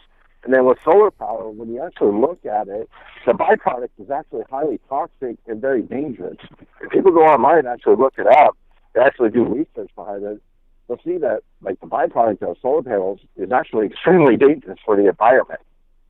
Yeah, and also the heat is very hot right there. You got birds flying over it and, you know, frying like a pan. And it's, you know, Yeah. it's very dangerous. And also, you know, they can break down and like they can release all kind of toxins into their environment. It's not a good thing. People don't really understand that. They don't understand. And then also, how much does it take to actually produce these things? They're not producing these pieces of equipment with solar or wind. They're producing it with a lot of CO2 emission in different countries, like China. So Exactly. yeah. And the thing, too, is, like, I used to work in the solar industry myself, and, you know, the panels themselves are actually created in China. Now, I know people will say, oh, yeah, well, some of them are manufactured in the United States. The definition of manufactured is actually a little different than what most people think. Like, if it's assembled in the United States of America, then they can slap made in the USA on it. But the actual photovoltaics of the panel itself are created in China because the byproduct is so dangerous that the only country that is China. Right, exactly. Right. So basically, they make the core part of it over in China. All they do is just send it to us, and then we just slap things together and say, okay, made in the USA. But we already had stuff that was kind of like prefab. We can just slap together, and then it's, you know, say it's made here. Exactly. So that was just one of the points that I wanted to bring up, because I listen to you all the time. Actually, I subscribe to you, and I, you know, follow you like almost every day. And watching the CNN town hall, I thought it was comical and it was a joke. And I'm listening to these guys, and the hypocrisy that they have just has no bounds. Research into it. I didn't hear the last part. You kind of broke up a little bit. I do apologize. I said I watched that CNN town hall myself, and I thought it was a joke because, like, the hypocrisy that they have, like, holds no bounds. Like, everything that they are proposing is a joke, and it's actually against what the United States is. You know, you're taking choice out of people's daily decisions, like choice to eat meat, the choice to use a straw, which is kind of funny. You know, if you want to talk about plastic straws, what about the plastic bottles that people have that everybody is walking around with? Like, you don't think that doesn't destroy the environment? But you talk about getting rid of plastic bottles and everybody freaks out. Yeah, I mean, like, it's full of hypocrisy because people like Kamala Harris and others, they live in California, and they're talking about, oh, we got to ban plastic straws. But even Kamala Harris herself said that the paper straws aren't really good. And also in California, they hand out free syringes to people that want to use their heroin. So you don't want to have any kind of plastic straws on the ground, but heroin needles can go right on the ground, end up in the sewer, and then get right in the water and damage the environment that way. It's pretty silly. You are absolutely right. Like, where I come from is California. I'm actually living in California, and that's what I see. I see syringes on the floor. I see homeless tents everywhere. You know, they're worried about climate change, but what about the American people that are sleeping on the streets? That's right. What about them? Exactly. You know, illegal immigration. Like, they're worried about people that are, you know, south of the border of us. And you got veterans that are sleeping on the street because they can't find a job or they have a mental condition, mental illness that, you know, prevents them from being able to work or actually, you know, be a part of society. So what do? We send them to the curb and kick them to the curb and just kind of swipe them away. What about those people? They're American citizens. Why aren't we taking care of them? That's right. Very good question. Good point. You know, and it's kind of funny because, like, you watch these Democrats, they get on TV and they're talking about the illegal immigration is immoral. And trust me, I get it. People south of the border, you know, Americans, what I've noticed, and technically, actually, I'm from Canada, but the one thing that I've noticed about Americans, we're the most giving nation in the world. We help more people out than any other country. And yet we are criticized because we want to protect our border from people coming here. So we don't know if they have diseases. We don't know if they have, you know, something that can, you know, potentially hurt us. Or if a terrorist decides to come across the border and do something, you know, like, that's not their concern. They're more concerned about the morality of it versus the practicality. That's right. I just wanted to make that known with you, and, you know, I just wanted to let you know that, you know, I appreciate you, and I appreciate your show, and I watch you every day. Well, I thank you for the call. I definitely appreciate you. All right, thank you. Bye. All right, shout out to the caller. Great call. I appreciate you all for being here. The number to call is 434-658-1220. It should be right up under the ticker at a certain point in time, and if it's not right there in the ticker, it is always in the description box beneath the video. Click on the show more right there. It'll pop right up. 434-658-1220. There's also a Skype email. And if you want to get in through Skype, you can be right here in the bottom left-hand corner of the screen. There's the email right in the description box below. But let me get to my next call. Nippin, what's going on with you, man? Not much. How are you doing? Everything's good, but we got background noise, man. You got to get it together. In your background. Sorry. All right. Never mind. Your live stream was in my background. All right, we good money, man. So what's going on? Yeah, Chick-Fil-A. That's what's going on. You saw the protest? No, but I heard it on your on the previous call. Yeah, so in Canada, they're protesting Chick-fil-A, talking about their anti-LGBT because they've donated to Christian organizations. I'm sorry, I don't think Christianity is the most homophobic religion. That honor would go to Islam. Yeah, I don't see them protesting any Islamic institutions over there, but they want to protest the Christian one. I wonder why. Wait, I want to see, like, I can talk to you while doing this, whether there are any Chick-fil-A restaurants in the UAE or in the Middle East. UAE. I don't think so. No. I think there's only some in the United States, and there's one in Canada, and they may have some in UK soon, but I think they're only in the US. Okay. I think there's one. It just said on one where I was searching. Okay. So imagine doing a protest like that in Saudi Arabia or Qatar. or Pakistan? Oh no. Yeah. No. Yeah, you're having a lot. Nah, that's not going to happen at all. It's not even really going to go down. Basically, you're signing your death warrant by doing that. That's correct. And Pete Buttigieg, what's he done now? He used the Bible to try and say that it's okay to have late-term abortion up until the baby is born. I'm sorry, any type of abortion, unless the mother's life is in danger, is unacceptable. Well, I'm right there with you on that one, but he was trying to say up until the moment of birth, you can have an abortion, and using the Bible to justify it. Talking about, the Bible says there's not life until breath. He was misinterpreting a scripture talking about how Adam was created to use that to a baby in the womb. Oh, I see. Something stuck in my eye. Yeah, and apparently Jemele Hill says black athletes should leave white colleges. I'm sorry. They don't exist anymore. White colleges and black colleges were a thing during Jim Crow. Yeah, I mean, the whole thing she's trying to say is that because there are still some colleges that are predominantly black, she's trying to say that black athletes should go there to help them get more money and more revenue. But at the same time, she says that having athletes in the quote unquote white colleges is exploitative because they're making a lot of money without getting paid. So she must have that same business model applied to the predominantly black colleges. So it's okay if the black colleges quote unquote exploit the athletes, but it's not okay for the white colleges to do it. I don't really understand. And it's not a white college. You have majority white population in the college, but it's not white. You see what I'm saying? Exactly. Yeah. So yeah, there's that. I don't see why. Yeah, I don't see why they're trying to say it's an all-white college, an all-black. Sorry, that was a thing of the past. They don't exist anymore. All-white and all-black colleges. Right. And another.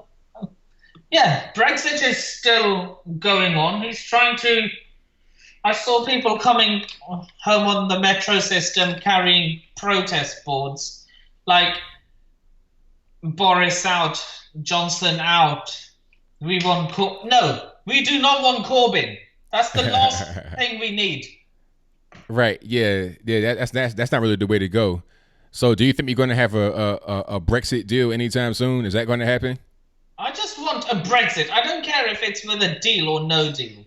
Preferably, I would want a no-deal Brexit. Right. But if the only way is a deal, then I have no choice but to say, yeah, as long as I get Brexit, I'm okay with it. I'm with you on that one, 100%. And now MLS soccer bans the American flag. Why am I not surprised? They banned the Betsy Ross. Should I say football because that's what we say in Europe. Right. They banned the Betsy Ross version with the 13 stars in the star field. The one that I have right behind me on the wall here. Yeah. Now, Ronaldinho supports Jair Bolsonaro. Does that mean the Brazilian Association is going to ban him from coaching young footballers? I don't know. That's a good question. Yeah. I mean, look at the British national. Sorry, not British. There's England, Wales, Scotland, Northern Ireland. Look, players in England, the English football team, in America you'd call it soccer, they stand for the national anthem before every single game. You do not see any one of their team kneeling for the national anthem. That's right. I'll send you a picture of it after the call is over. So yeah.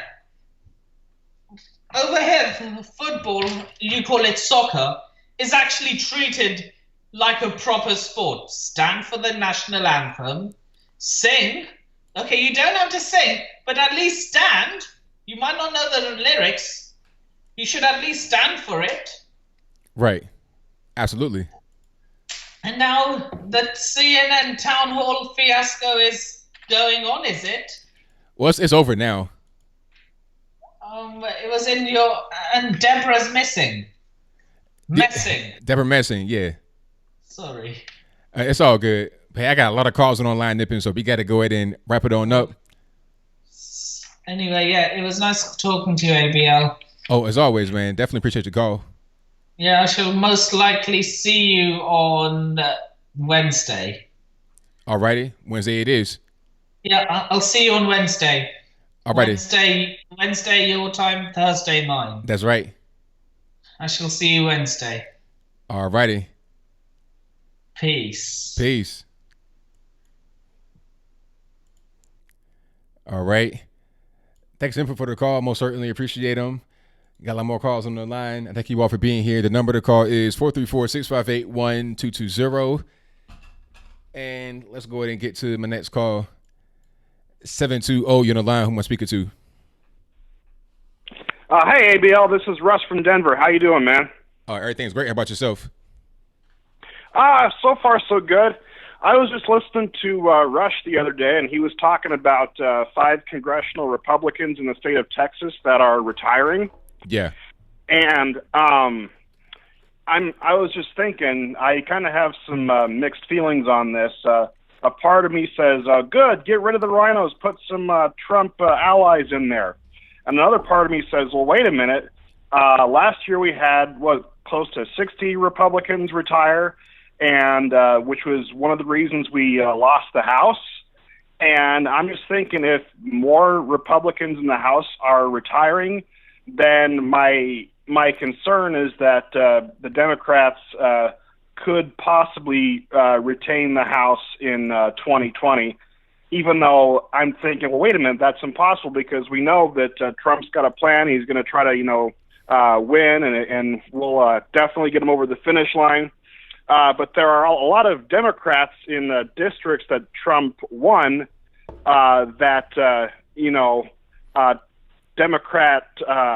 Democrats who support Trump may keep in office. That's another thing that I also am thinking about during this upcoming election. What are your thoughts on this? Because the thing that concerns me is that you may have just 5 out of 435 people, but I got a feeling there's going to be a lot more coming. And I'm thinking that it's not just rhinos. It's also blackmail from fellow Democrats who are saying, hey, you remember this embarrassing moment? If you don't want this becoming public, then I think you better quit. Well, yeah, that could be going on as far as a blackmail, but it also could be that a lot of them are getting old. A lot of them are ready to retire. And I think that it won't really be a Democrat takeover, because many of them are in pretty much deep red places where it doesn't really matter who you put in there. That's a Republican. They're pretty much going to win. They might run unopposed. It's not going to be like a tight race. So, it's just like with the whole AOC situation. It's hard to put somebody in there that's going to be a Republican and win.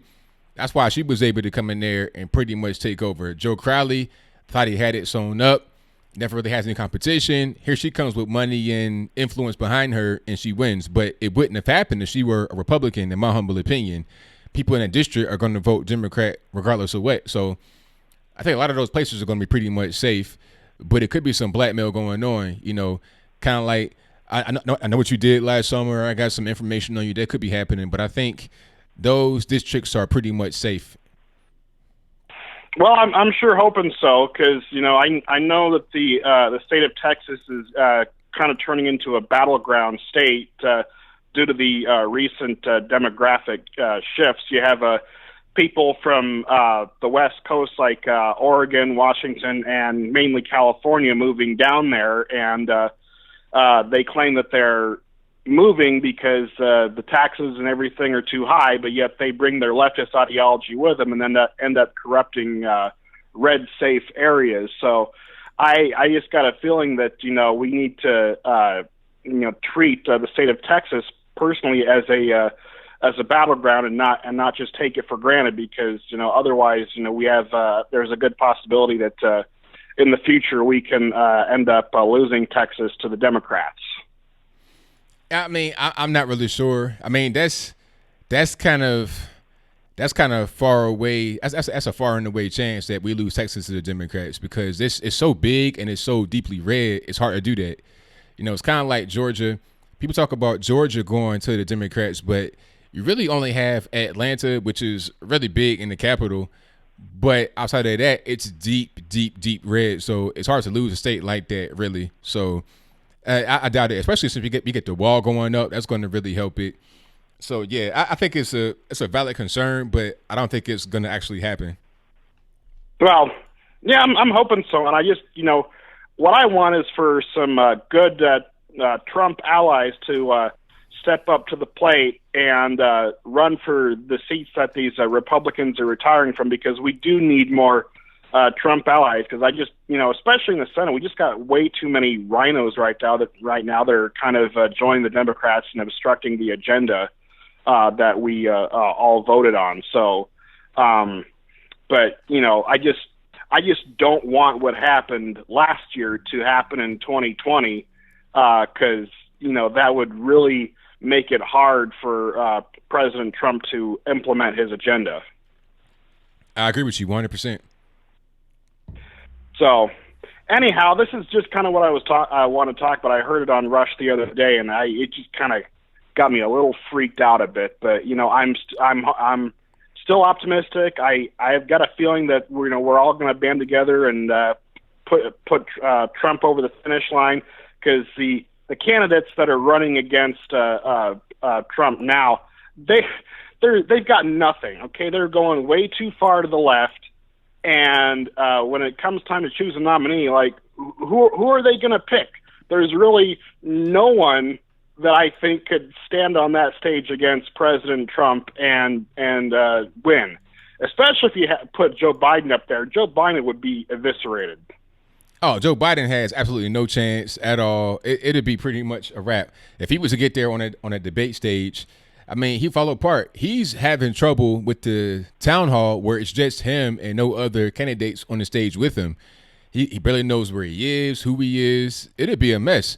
But I'd like to see it personally for my own entertainment. For Joe Biden, it wouldn't really go too well, because he'd be out there looking like a fish out of water, just flopping around, not knowing which way is up. But hey, it'd be good for us. And anybody else to put in there wouldn't really do much better. They may look better than Joe Biden, but they won't really do better as far as being able to actually generate support like Biden will be able to. So, yeah, I think they're pretty much done. Well, you put Joe Biden up against Trump on the debate stage, it's going to be the equivalent of Mondale versus Reagan, and how Mondale was just a dull, boring candidate, and Reagan was able to win a 48-state landslide. Now, I don't think we're going to get 48 states, but I do think Trump will have a sizable victory no matter who runs up against him. So I'm really looking forward to what's happening in the coming year. But in the meantime, we just got to get some Trump allies in the House and as well as the Senate, so that way, come the second term, we can have more of the agenda implemented and not restrained. So anyhow, that's my 2 cents. I hope you guys have a great evening. Love your show, and keep cranking out those videos. Thank you for the call, man. Definitely appreciate you. All right. Bye. All right. Shout out to my man for the call. Most certainly appreciate him. 602, you're on the line. Who am I speaking to? This is Fred. All righty, Fred. What's going on with you, man? Man, thanks for the little ring back on Twitter, man. Oh, it's all good, man. No problem. Yeah. So I just wanted to call in a couple of things. First of all, on Pete Buttigieg, me, I've called in many times before. I talked about the Bible, right? So me myself, I believe in God, Jesus, the Bible, the Holy Spirit, whatever, right? But my positions are my positions. They don't have anything to do with that, right? Mm-hmm. And I think it's unwise to go that direction. And I can tell you he went the wrong direction, because the Bible clearly states, you can look it up for your people. Leviticus 17:11, I think it says, for the life of all flesh is in the blood, so when a sperm hits an egg, that's actually the bloodline of humanity. So I'll leave it at that. I wanted to talk to you about Andrew Yang. Okay. All righty. You did a piece on him about the Mississippi portion with the 20 single females. Mm-hmm. Okay, so just a couple things. First of all, that wasn't a study. First of all, okay? Because UBI is for everybody above 18, period. No questions asked. If you take the UBI, that means you're not getting other programs. So it's either or. Right, not yeah. on top of. Yeah, that's what I was saying in the video. It was like, because I made a point. It's like, it kind of is pointless for a person that is in a situation where you don't have any money, because it's kind of a lateral move. They're not going to be able to get more money on top of their welfare benefits that they already have them. They'll just exchange the welfare benefits for the UBI, pretty much, unless they make less than the UBI, and then they get the difference of the welfare benefits versus the UBI. Yeah, but the kicker is this, right? So first of all, there's this huge machine that you have to underqualify and make sure that you still get your benefits and do all that, right? You've got to game the system almost, right? Whereas the UBI, you're a citizen, you get it. Okay. And so for people that are impoverished, they can say, okay, well, a husband and wife, that's $24,000, right? If they don't have government benefits, which a lot of them already do. Like if you're in poverty and you already get government benefits, you're gonna make a lateral move. You won't get any more money. You see what I'm saying? Well, yeah, but the thing is it's no questions asked. So it's not like that $24,000 that you're getting. Now, if you make $50,000 separate or combined, or $100,000 the very next year, that they're gonna take it away from you. Okay, so basically, it's like a more secure version of welfare. But it's for all. It's for anyone, right? I mean, I understand, but see, the thing about it is you got to talk about welfare because it interfere with your benefits. So, okay, let's look at it like this: you can have welfare benefits. You can get the equivalent of $24,000 a year if you're a married couple, or even more than that. But if you choose UBI, you can't get that. So it's a lateral move. It's a more secure version of welfare for those people that. Hold on. I gotta finish. For those people that were on welfare before, it's a more secure version of what they already had with welfare benefits. What you just said, right? Yeah, but it's not a lateral move, and here's why. Because if I'm getting $24,000 a year and I'm on welfare, right? The second I go, if I take a part-time job, or if I go above the threshold, I lose everything. Right? Yeah, so that's what I'm saying. It's more secure. That's exactly what I just said. Exactly. So it's not lateral in the sense that it's more secure than just regular welfare benefits. Yeah, and it doesn't disincentivize people. It doesn't disincentivize people. That's why libertarians like it a lot, right? And I mean, Ben Shapiro, he, tweets, "Oh man, I can't wait for my boy to, calls him this is my guy." Tucker Carlson is like, "Hey, my jaw is on the ground so much. I agree with you so strongly," right? Like, conservatives love Andrew Yang because he's just like, okay, it's not left or right, it's forward. Whatever the problem is, let's go ahead and just fix it, right? And automation is a huge issue. And one of the things Donald Trump did is he got a huge base over immigration. When if you go into a plant, it's not wall-to-wall immigrants, it's wall-to-wall robots. Well, okay. Well, I got to kind of circle back to this whole thing about UBI not disincentivizing people. If people that are currently on welfare, the welfare state, if that kind of removes incentives people to kind of grow up and do more, then why would you be like, if you're getting UBI and you could pretty much live on that, why would you have any kind of incentive to do more? You already get your money that you need. Why go and work? Like, because why? $12,000 is below the poverty line, and the whole point. So, but see, hold on. Okay, but see, the thing about it, you got to understand, people that live like on welfare, they live real low level existence. They don't really care. Like, they can live at the poverty line and be okay. They don't really, these kind of people live like that their whole life. Like, they don't really mind living right there because they got enough to be able to survive. That's kind of how they operate. But even in the study, it said, certain people paid off loans, or certain people, I didn't call in today. And of the 20 people, it said in the study, 15 were single women that were working, but still were in housing projects. But the thing is the study, one of the things that angers me is a study is not done from single females in housing projects in Mississippi. Why not? That's not a study. Why not?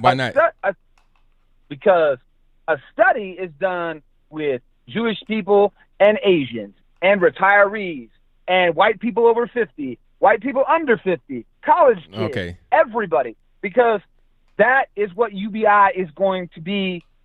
And the thing is one of the things that kind of irritates me is, like, I keep things real. You know me, right?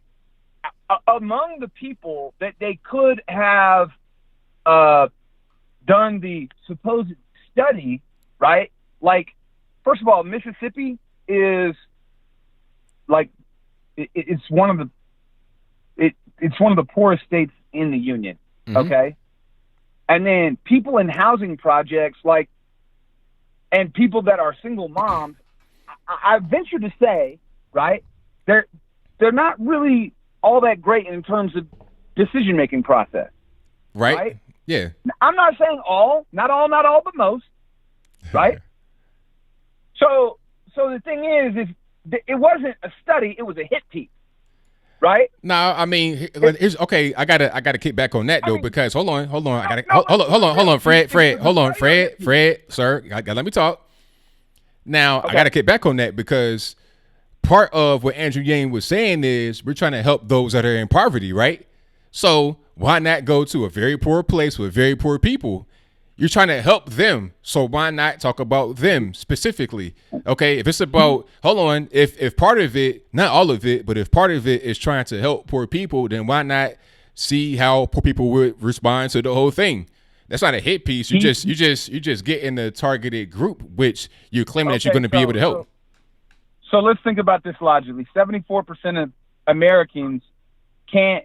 74% of Americans can't pay an unexpected emergency $500 bill. Okay, and the median income in some places is over $50,000. Right. Yeah. So so most Americans don't. So the whole thing was, they didn't save any of the money. Right. The freedom dividend is a dividend paid out because of your citizenship. It's not because you're poor, right? But I will admit, sometimes it's being marketed. It will help the poor. Yang himself has said that because he keep talking about automation, people losing their jobs. So you're talking about poor people. Hold on. He has marketed. Hold on, Fred. Hold on. He has marketed it like that himself. He's marketed it to everyone, though. But he's talking to people that losing their jobs and don't have any money, and automation is going to kill your job. So here we are with UBI to help it. He has done that himself. So you can't be mad when people are trying to focus on those that you say you're going to be able to help with the money. But I don't want to. We kind of been on for a while, so I'll give you the last word. Why are they going after? Why are they going specifically though after single black females that are single mothers in housing projects? Why? Because they're the poorest people. It's simple. If the goal, if part of, hold on, I gotta answer your question. If part of your whole, hold on, I gotta answer your question. If part of your marketing strategy is to appeal to those that are going to lose their job, not going to have any money, this, that, and the third, then why not go to the poorest people? The net worth of black women is $5 $5 on average. So why not talk to them and see how that's going to work for them? I don't see the problem. Well, maybe we just agree to disagree on that, because UBI is for everyone, and part of the UBI, the pitch for UBI is the $1,000 a month. If you give it to the broke folk vote, we call it the broke folk vote. If you give it to broke people, they are like, whoever that was in that neighborhood, somebody got rich. Like I don't know about that one. Like, no, because they said, hey, I spent it on getting my hair done or whatever. Like somebody in a small business was doing weaves that weekend. Right? I mean, people that do hair always got money. People that do hair always get money. That's a whole different story though. But I gotta wrap it up here because you've been on for a while. I thank you for the call though, man. Definitely appreciate you. All right, you're the man, ABL. All right, thank you for the call, man. Appreciate you. Gang 2020. All right, now take care. All right. All right, shout out to my man Fred for the call. I most certainly appreciate him. Yeah, the whole thing about hairdressers, you know, I know firsthand how hairdressers get down in the hood because I've serviced many of them. I've done websites, I've done flyers, I've done posters, banners, billboards.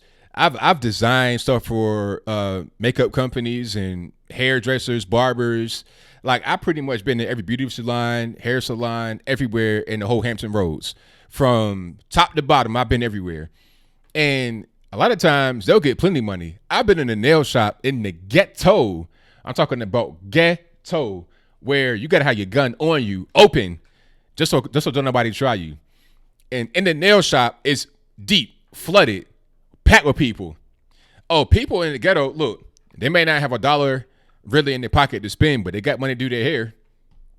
Okay, one thing you're gonna see in the hood: nails done, hair done, all of that. Dudes with their haircut, that's going to be a main key thing in these areas. So they don't get that much more money than normal. That's just how they operate. If you could do hair very well, you can make a good living for yourself in the hood. Also nails and stuff like that, but that's a whole different story. And for now, I digress. I just want to say that them places, yeah, they'll stay jumping. Also places like, food, McDonald's. Put in McDonald's right there in the ghetto, you do pretty well. But we'll move on. All right, call you on the line. 617, who am I speaking to? Hey, this is Ivan, man. All right, Ivan, what's going on? Hey, about the Andrew Yang thing, that you didn't, you were reading about a study that was done and how the proposition won't work and all these things. But, these studies have been done by these right-wing organizations, the Hoover Institute, the Caruso Institute, the Heritage Foundation. So they always pick the lowest of the bottom. Oh, I have a question. Who did that one in Mississippi? Do you know what company did that one? I don't know who did, but I don't. Oh, so you don't know? Okay, so you don't know. I got it. Explain to you. But I'm going to explain to you what happened when they do these studies. You going to let me explain? But you got to have factual information. You can't just say that the study. Hold on, sir. Wait a minute. You can't just say, oh, the study was done by right-wing groups and this, that, and the third. But then when I ask you who did that one in Mississippi, you say, oh, I don't know. Like, if you're going to say something, then make sure that you know what you're talking about first. Okay, let me explain to you what's wrong when they do these studies. When these studies are done, they have to be done to certain audience. Like what you do, you talk to certain audience. You don't talk to everybody because not everybody's gonna pretty much resonate with you. So do you do these studies to certain individuals? They pick the people at the bottom, the lower of the bottom. Hello, I'm here. You're talking. Go ahead. Keep talking. Okay. You pick at the lower of the bottom. So these people at the lower of the bottom, they are not working. Number one, they are. The people that don't appreciate money because they never had a job or they work maybe twice a month twice a year, 1 month a year, and they focus on those people because that's what they're trying to sell you. Lucy, we pick 5 people from their own welfare or they don't work and they don't do anything, and this thing don't work. This is what's going to happen. We do that to everybody. Okay, now I got to tell you something. Hold on, sir. Wait a minute. Wait. I got to give some information. This is some factual information that might help you. Now, the original study first appeared on the Washington Post. They published the story first. They had the exclusive thing to it. Doesn't matter who posted. So, but no. So, I mean, so wait, sir. Can I talk? Look, my show. When I talk, you be quiet. Okay. Now, you're trying to, sir. Look, this is my show. I got to be able to just do what I got to do. And about trying to win the argument, I have to be able to talk. When I say something, you can respond. Now, here's what I'm gonna say. Now, does it matter that the Washington Post reported it? Because, as I continue, because if they published it, would they still have an ulterior motive to try and make people look a certain way? Or are they just trying to post some valid information? This is a very liberal paper, so which one is it? Let me explain to you. People that read the Washington Post, people that read the Wall Street Journal. You know, Thomas Sowell is an economist, and he posted it in the Wall Street Journal. Walter Williams posted in the Wall Street Journal. Milton Friedman posted in the Wall Street Journal. They come from right-wing organizations. Now, let me explain to you why they didn't focus on people that have a job. Let's say people that making $10 an hour, working 2 jobs, trying to escape poverty. And then let's say they live up north where the rent is probably a 2-bedroom apartment is $3,500. That $1,000 will help them, and they will continue working. They won't stop working because they're getting this money. They will lift them a little bit. That I'm agree that will solve the problem. 100% no. But these studies that's been done that way. Let me go back on something that you just said about California. Oh, I've never seen some people reputing the needles and the people, the homelessness. You focus on negativity because you want to connect it with liberal policies. But you don't talk about Silicon Valley, thousands of startups that have been started in California. Why don't talk about the number 1 largest economy in the world, not just in the United States? Why don't talk about the positive thing and connect it with liberal policies? Well, the thing about California, I'm gonna answer your question. The thing about California is that they have a very big economy. It ain't the biggest on planet Earth. It's not that, obviously. It's the biggest. Sir, California. So are you telling me California has a bigger economy than the United States? Yes. Sir, are you dumb? Are you dumb? I mean, I'm dumb. Is it true? Okay, California is a state in the United States, correct? The largest economy. Sir, listen to what I'm saying. Sir, stop. California is a state in the United States, correct? Yeah. So there are more states in California in the United States. So if you add all of them, sir, wait, I gotta talk. So if you add all of the other states up, including California, that'll make the United States a bigger economy than California, correct? By GDP, I'm not talking about overall. You gotta use some sense. Okay, GDP, all right. They have the largest economy. So California, they're bigger than China, India, Japan, the United States. By GDP. Man, come on. Okay, that's GDP, sir. I'm largest sir. economy in the world. I'm here to tell you that's not true. It's not true. Well, it's not true, but you can believe it. It's not true for you. Maybe it's not true for you. But California, look, it's not true, sir. I'm trying to help you out. Look it up. What's it? Oh my goodness. GDP growth. Hold on. You said what now? In base of GDP growth. No. Before that, what'd you say? What'd you say? California. No, you were saying what I should look up. What should I look up? Look it up in the online. No, sir. Listen to what I'm saying. You were asking me that I should look up a specific thing. What should I look up? You should look. What is the state?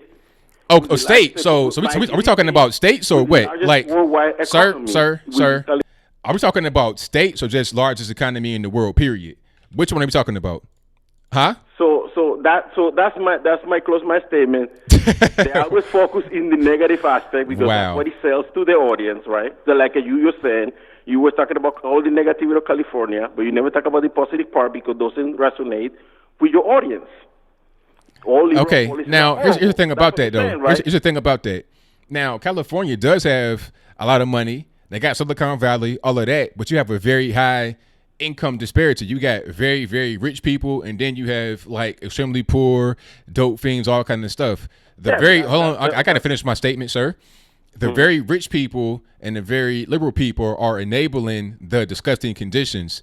California is a beautiful state, but the very rich people with their liberal stances are making it not be tolerable for the average everyday person. The people that have money got a lot of it. People that don't are struggling. Your average everyday person is struggling, and they got to wade through the muck and the mire of the needles and the human waste and all of that, just trying to get to work. California, that's what you're gonna need something like as Eugene is saying, because California is a state. The money, listen, the money is not the problem with the homelessness and the drugs and stuff like that, because San Francisco spends $214 million per year on homelessness.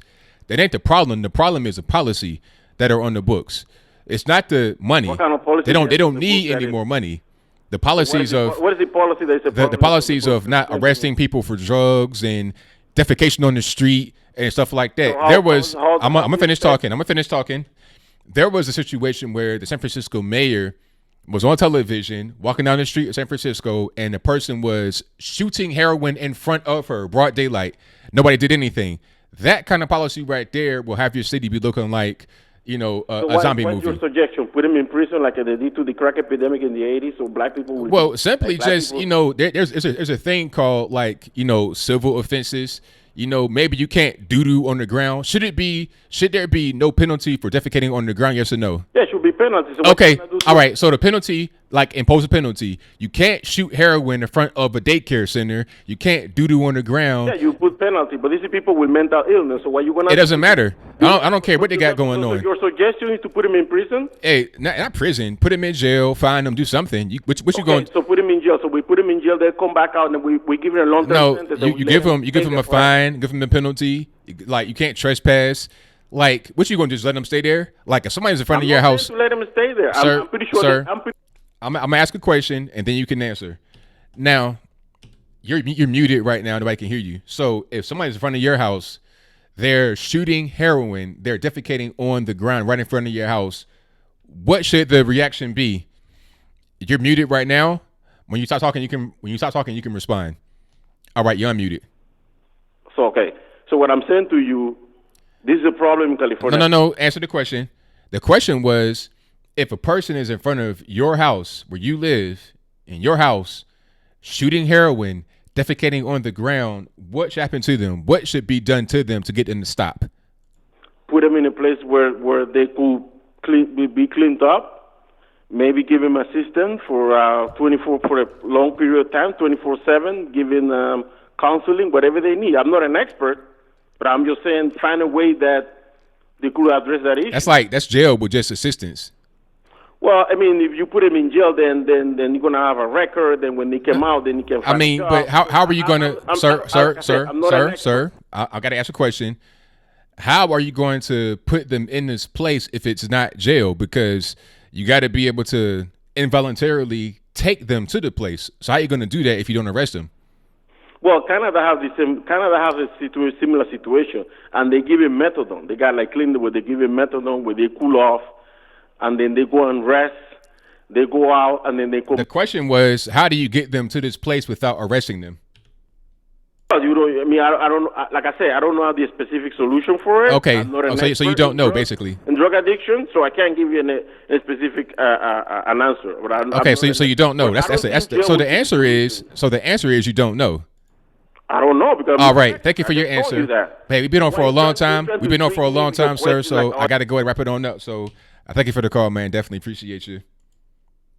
Shout out to my man Ivan. I appreciate him calling. Yeah, man. Look, if you got somebody in front of your house, just doing whatever they want to do, you got to be able to get them away.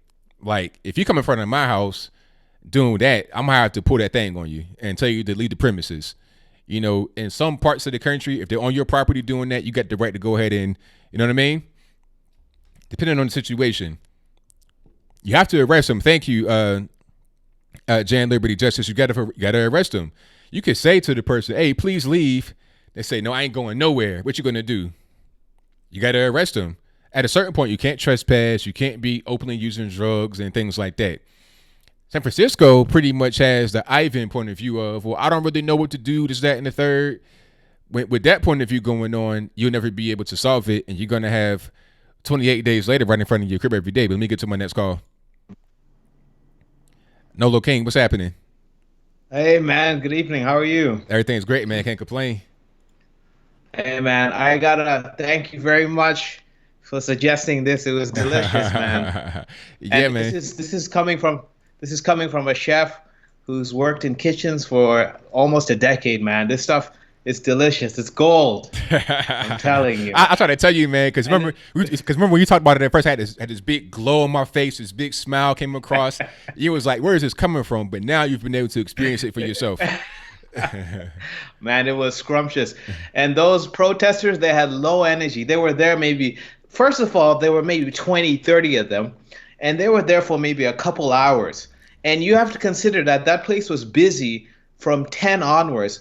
I left home at 5 because I said, okay, I'll beat the line. The hype is going to die down. I waited for 45 minutes, got my meal, enjoyed it with my girlfriend. And I looked outside again at 7 because we went around the mall. You know how girls are. They want to go shopping and stuff. And I checked again at 7. The line was still going, man. Wow. Like, these protesters are doing nothing. I really think things have shifted in Canada, the mindset. Like the alphabet community is just taking things way too far. It's becoming obnoxious for everybody now. Yeah, absolutely. You know, like I was saying that before, the extremist kind of people, they're turning regular everyday folks off. They say, look, y'all could be on the ground laying down, but I'm going to go ahead and go around you and get my good chicken and have that be that. Yeah, and this is the thing about the Democrats. They're so out of touch with what the people want. You see these phony Kamala Harrises and these disingenuous Pete Buttigieg. They don't understand that Trump had those same kind of people competing against him, and that's why he stood out. They need to get a Democrat that speaks to the people, that's legit, that's not fake. And I just watched this town hall. First of all, I don't know who is it geared towards. Is it geared towards people in middle school? You know, I'm watching it as an adult, and they're talking. You know, do you get what I'm saying? It's like they're talking down to you, and the way they have the setup, it just feels like a middle school presentation. I'm not really into that kind of thing. Yeah, I'm with you 100%. Yeah, I do kind of see that whole point of view, and like I was saying, it turns people off. It's like, okay, I don't really want to be part of this. You know, this it seems pretty silly, so I just move on to something else. Yeah, but yeah, it's just important that everybody gets involved. I heard you talking about Texas, saying that it's deep red. I mean, what's his name? Beto O'Rourke, he was close to winning. So I don't know. Just don't be complacent. Even in Toronto, it's not so. I mean, in Canada, for the federal election, it's not so sure anymore because there's some splintering with the Conservative. But I'm not going to get too much into that. I just wanted to call mainly to say thank you.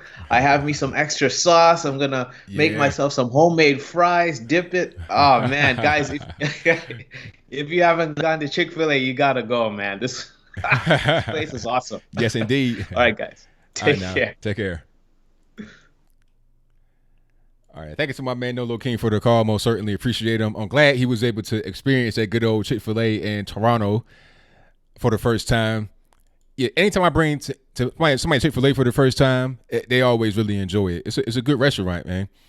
You know, so shout out to my man. And thank you all for the super chats. I'm going to get to right quick. Shout out to ICAST80 who says those other states lose money, Anthony. This is common knowledge. I'm not sure what that's referring to, but thank you for your donation.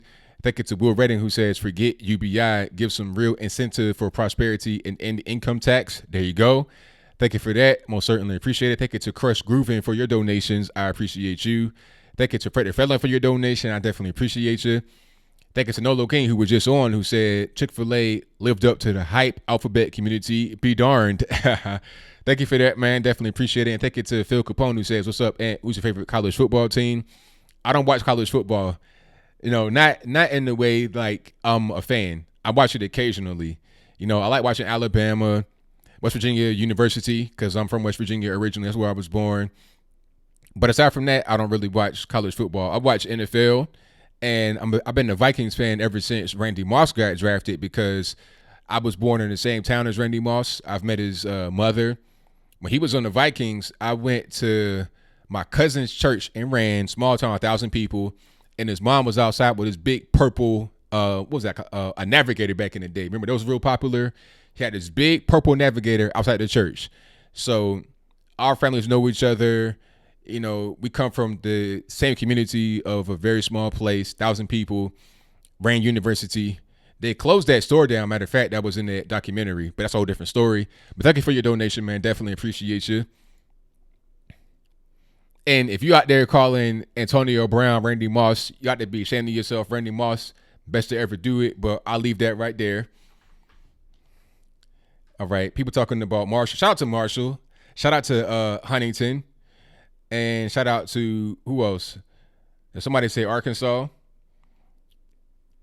That Polynesian sauce is super great. Straight cash, homie. Yes, that's right, Roland. 100%. Yes, indeed. And let me see. Let's go to 203 on the line. Who am I speaking to? How you doing? Good evening, sir. How are you? Everything is great, man. How about yourself? I'm doing all right so far. Yeah. The thing is that I heard how Pete was talking about like Christianity. This guy is a Christian wannabe. Okay. Because he's a like walking contradiction of his own religion.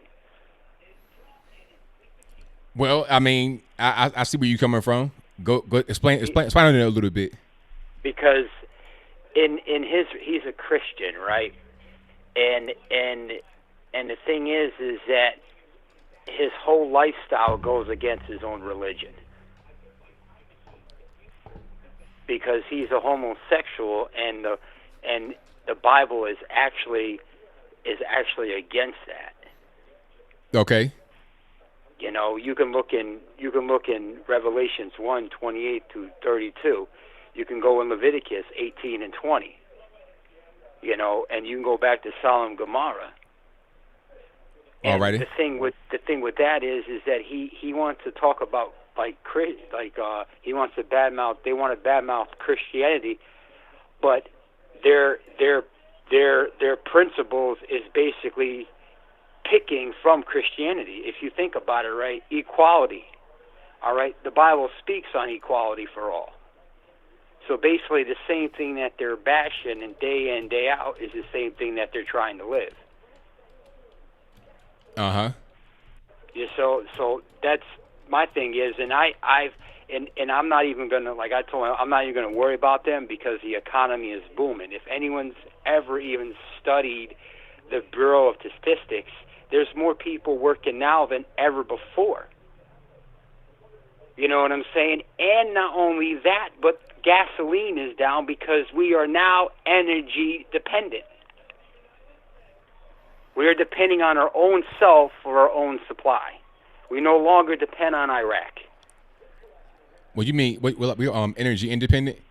Yes, we no longer depend on anyone else. Right. I mean, but see, they want to eliminate fossil fuel. They want to replace it with I don't know. But if they do eliminate fossil fuel, then we rely back on Iraq. Okay. Do you see what I'm saying? Because that's what capitalism is. You know, it's like the four pillars. You know, you have Wall Street, you have Medicare, you have and you have fossil fuel, and you have another one I just can't pop in. That's the four pillars of capitalism. If you eliminate that, then the government controls everything. But that is not the position of the government to do, because the position of the government to do is uphold our constitutional rights, not to infringe on them. Right, I'm with you. And then you have people call you and they're talking about California, but I keep going back to people all the time. I debate whoever. It could be black, green, blue, yellow. You know, I bring facts.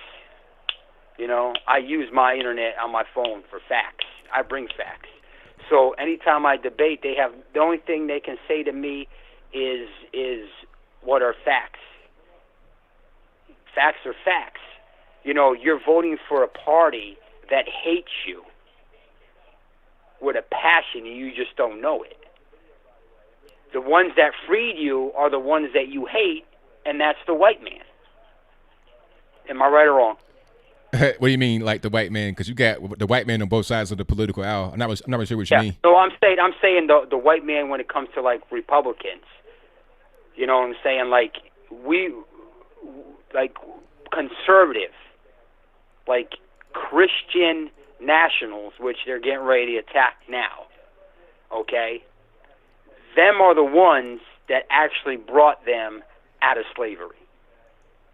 And not only that, but slavery originated in Africa when the tribal leaders in Africa were selling their people to the highest bidder, to the Europeans, which were the Portuguese.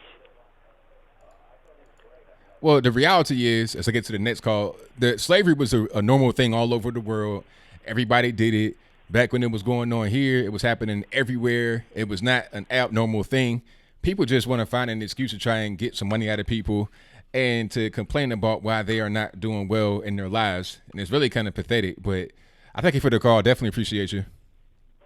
All right, I'll let you go. You have a good night, sir. All right, now take care. Take care. All right, shout out to the caller. Most certainly appreciate him. And shout out to all you guys in the building. I most certainly appreciate you. If you're just now coming into the stream, please give the video a thumbs up.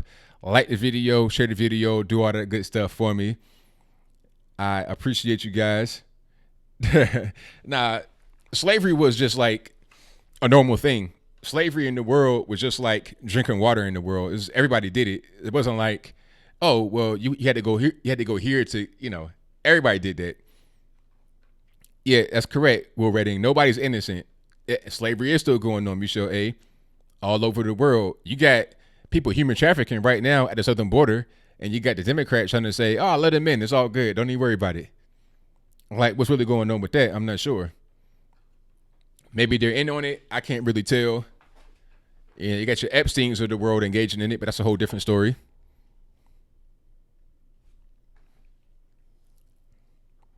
That's right, Templar Bear. It says, no, it didn't originate in Africa. Slavery was in every society.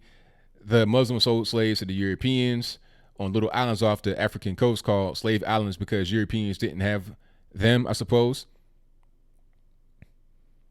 Yeah, exactly. Colonized nations were not holding hands and dancing all the time. I mean, human conquest is everywhere all over the world. Like, that's not just unique to one specific group of people or a particular nation. Everybody did that. That's just, it's called being a human being. But let me get to my next call. 718, you're on the line. Who am I speaking to? Hi, ABL. It's Hallie in Brooklyn. Hi, everybody out there. I had a question. For you, I was sort of in a dilemma. Like, I live in a community, a Jewish community, and a lot of them have gotten so turned off now. The Democratic Party in New York, which is pretty much a one-party, state, and but people here, they're trying to encourage some of us to join the Democratic Party in order to, at the very least, try to get in moderate candidates. And I'm thinking to myself, I used to be a Democrat. I left the party, then I joined the Republican. I don't totally agree or identify with them. However, seeing the direction that it's headed, the Democrats, I don't know if whether it's a good idea or I feel like it's making a pact with the devil or something in some way. I don't know if I'm the only one who thinks this way, but I don't know what your thoughts. I mean, I don't know what you're registered or you're pretty much independent. But is there a certain logic to that? I mean, a party that has suddenly gone berserk, I should join that? I mean, to help. I mean, would it really bring moderate, voices, so to speak? Well, I don't think so. Yeah, I don't think so. Yeah, because once the party is pretty much gone in the direction it's going in, to even get involved with it is difficult, because how do you know that even if, let's say, a moderate person does get in there, how are they not going to vote with the pack at a certain point? Exactly. I'd rather try to get in a moderate Republican, which is sort of where I'm kind of leaning now. I'm not, far to the right, but I think that, yeah, I mean, it just would seem to maybe they should just get more people to get interested in the Republican Party or revive it here in New York. I mean, I don't know what our chances are, because I'm hearing is everybody's getting a little despondent maybe about the resignations of certain Republicans from the I guess Congress or that national stage. But does that, I mean, do you foresee a resurgence as more and more people become disenchanted with the? Do you see them maybe going, joining the Republican Party? That could happen. People may just decide, you know what, I have to leave here. People are walking away just in your regular everyday walking life from the Democratic Party. You may have some politicians do the exact same thing. They say, you know what, I can't really stand for this. I'm a moderate person. The party has left me. I'm going to go over here. That definitely could happen. Yeah, I mean, I'm hoping, I'm praying. I mean, I'm watching this every day. I love your videos, by the way. It's getting me despondent, or I feel like I'm beyond the twilight zone at this point. I wanted to mention another thing about the UBI. This is sort of an analogy of my own situation. That about over 20 years ago, I was in deep credit card debt, and I saw that it galvanized me to go out and get a job. To I guess clean up my own act and go out and get a job. And thank God and I also do freelance. And, it kind of forced me to change my habits. But I have some friends here in New York that kind of happily, cheerfully living off the system. Maybe it made me feel like a chump, but they managed to get Section 8 apartments. They pay low rent, and they're kind of say maybe bums, but living the life. Yet I looked at them, and again, I claim no moral high ground or anything, but I was thinking of my own where I did some other things. I became a book reviewer and editor, and they haven't done one damn thing. This is like talking to these women, mostly women, that have been sitting around on their rear ends for over 20 years, and they haven't, because they're just used to getting the handouts, they never moved forward. So I'm just thinking this is kind of an example of what would happen if people that want to promote UBI, you think on the one hand it would give me a leg up, and some people might use it wisely, but the ones I've seen that were getting handouts just have stayed in a rut. So I think the question for those of the people who want some kind of a socialist government is like what kind of life do you want to live? I think that when you are when you're under pressure to pay the rent or get food to eat, I think that kind of motivates you to self-improve. I know it's my sermon for the night, but it's just something that maybe I'm just looking at my own history. And I remember when you were telling me your story. I think that you used to be more liberal. It wasn't when you started managing, not just earning a paycheck, but managing money. And I have to say, I envy. I wish I'd had your common sense when I was your age. But I think it's when you really start managing and you see where rather than go out and spend like a drunken sailor, you were really like seeing how the money is not just how it comes and goes and what building for a future. I don't think socialism would allow people to do that because maybe their idea is just one friend of mine was living off the system. She said she doesn't have any savings account, and she was kind of blissfully. I don't know. I think that when any system other than socialism, you are going to be more aware. I mean, more in control. I think I think capitalism is empowering. It is not oppressive. But that's just my 2 cents. Anyway, but I admire. I just wish I had your common sense when I was a kid. When I was young. Okay, anyway, I better let you go. Yeah, just thanks. I love your show, and I'm going to get back to being a spectator and a listener. Thank you for the call. Definitely appreciate you. Thanks. Bye. Hey, that was a great call because you know what? That's what socialism does. It keeps you in this state of dependence, but also you're kind of satiated to a certain point. It's like, okay, you live off the system, you have this kind of money and these little programs you do, and that's pretty much what it is. Okay, you have non-profit organizations, food banks, the government, a little bit of everything. You could pretty much just do what you want. Local programs in your city where you're at. If you have UBI, would it count if you had a local government program to help you out too? Or would it only be federal programs? Because you got local things too that will be able to give you some assistance. Like in New York, you got rent control departments and all that kind of stuff.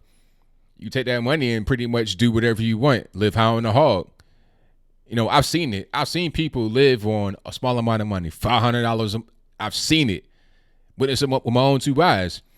And there's never really an incentive to get beyond that. People, especially when they get to be older, it's like, why would I be, 45 years old and learn something new?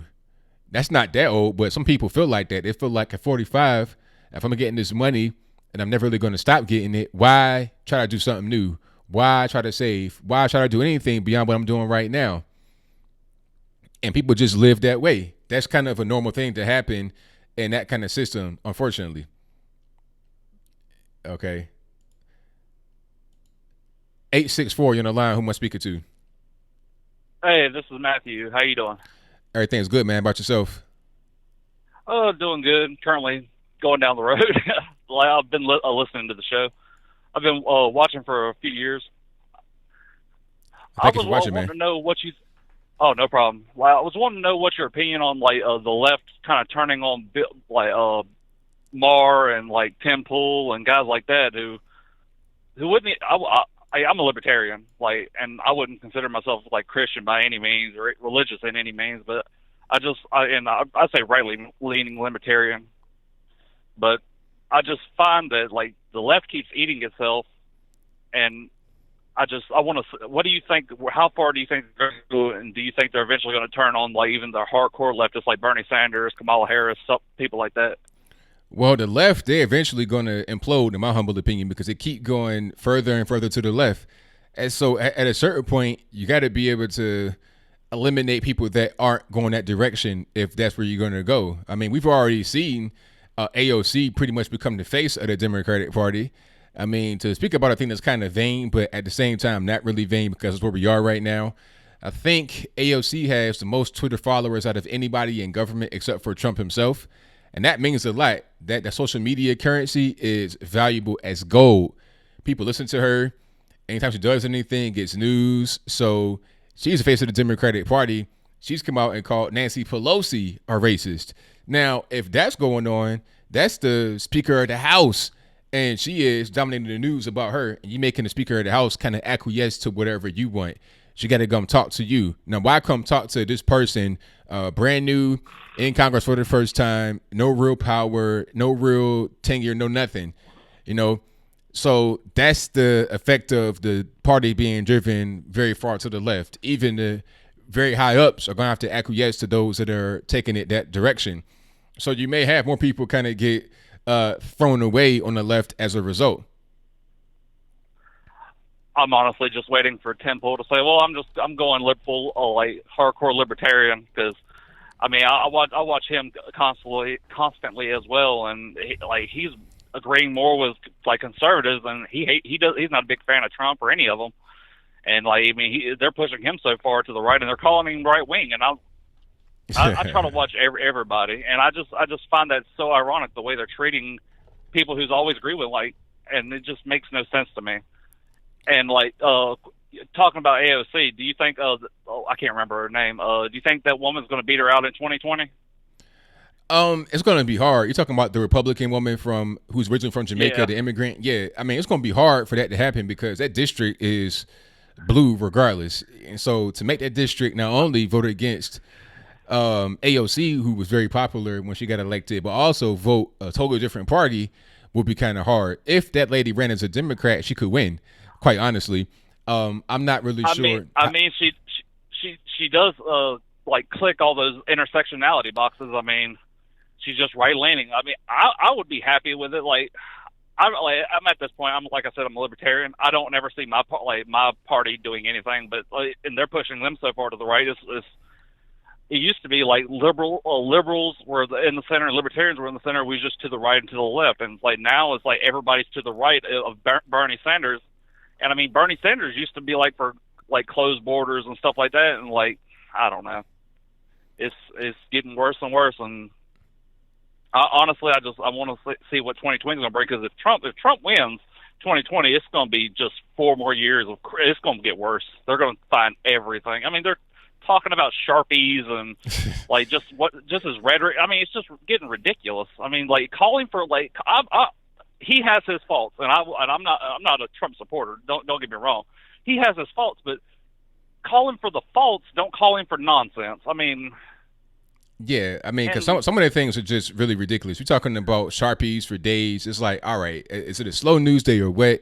Talk about some kind of human interest story. Don't talk about things that are just ridiculous and absurd. All you're going to do is just make the people at home believe the whole thing about the media being the enemy. I mean, you keep bringing out stuff that doesn't make any sense.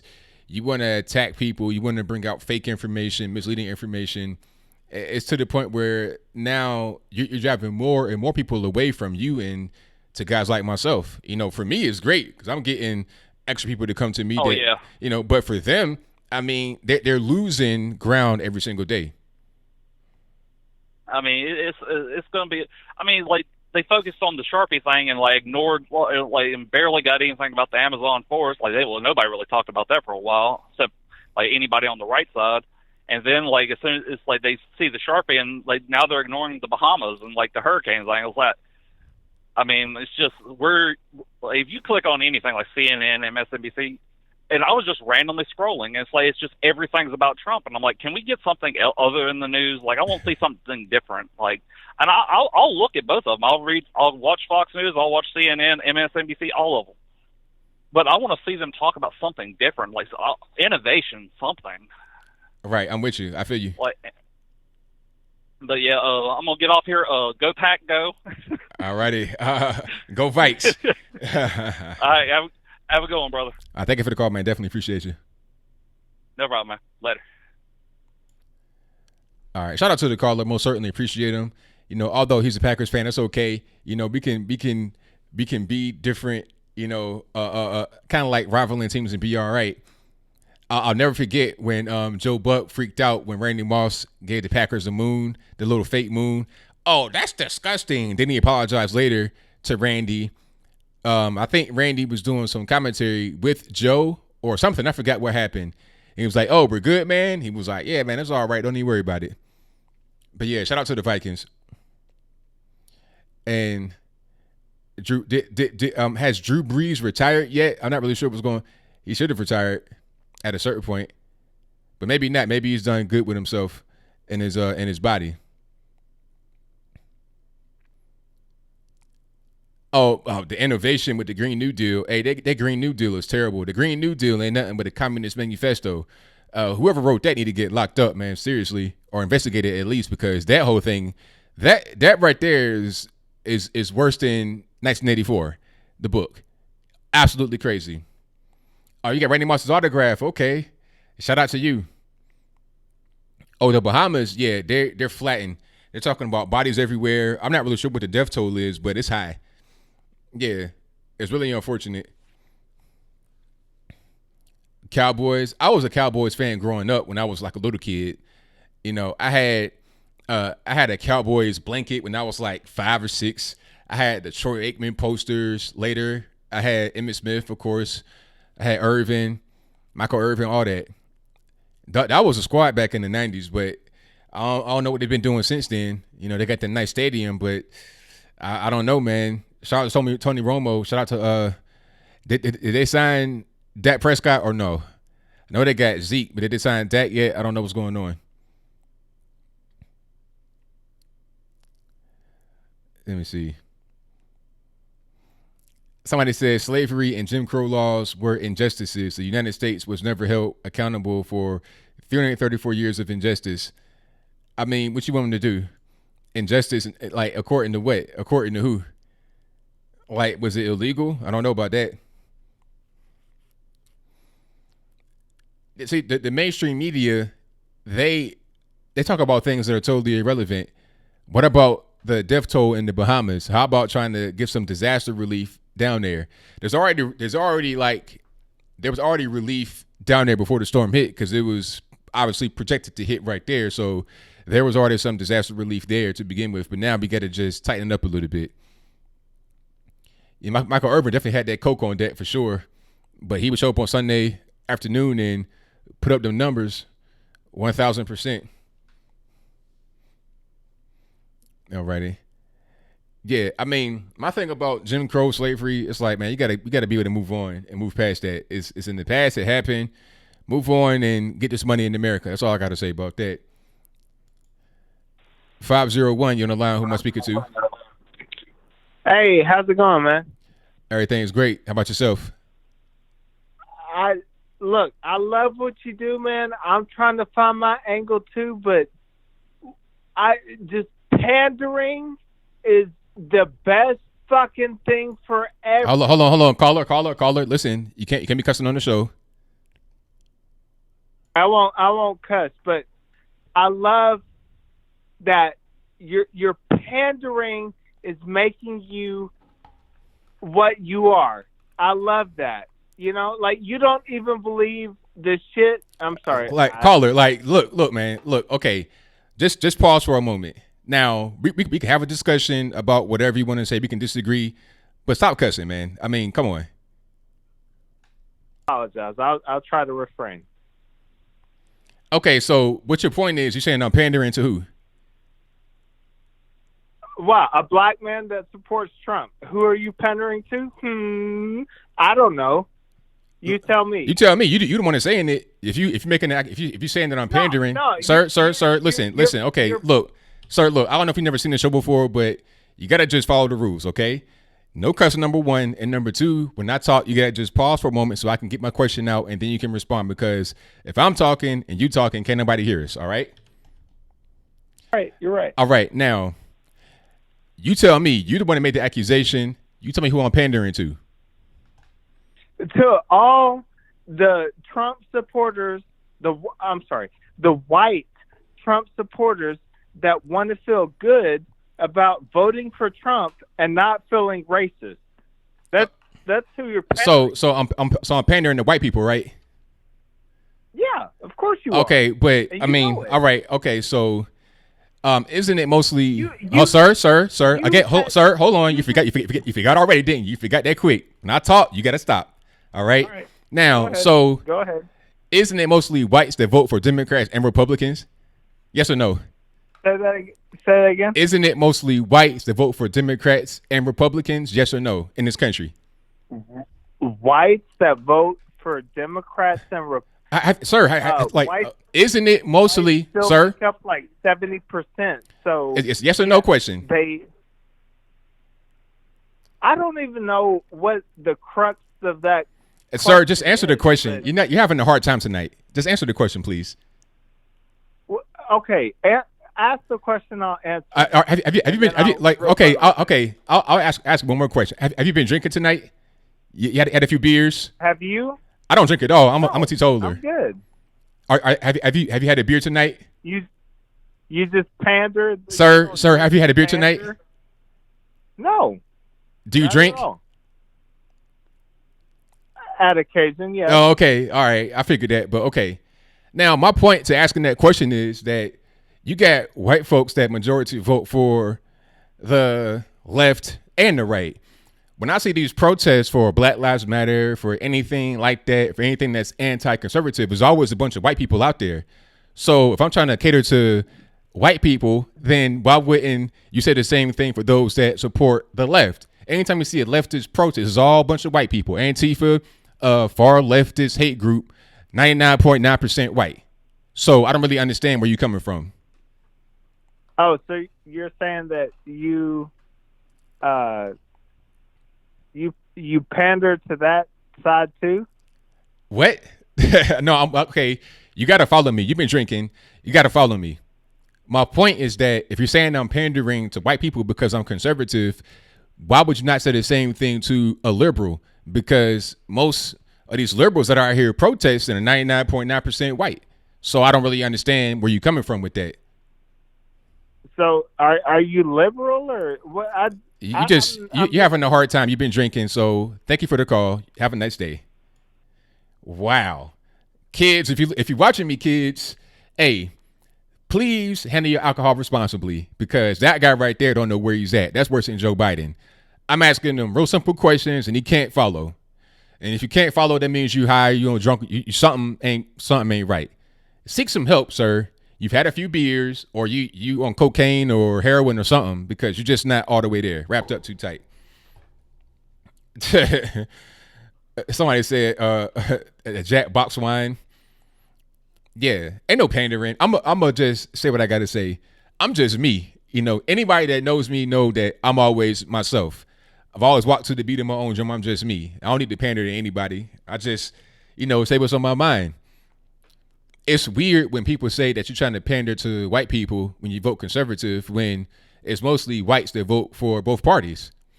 Anytime I see a liberal protest, you got a bunch of white folks talking about how bad white people are. It's just like, I don't understand.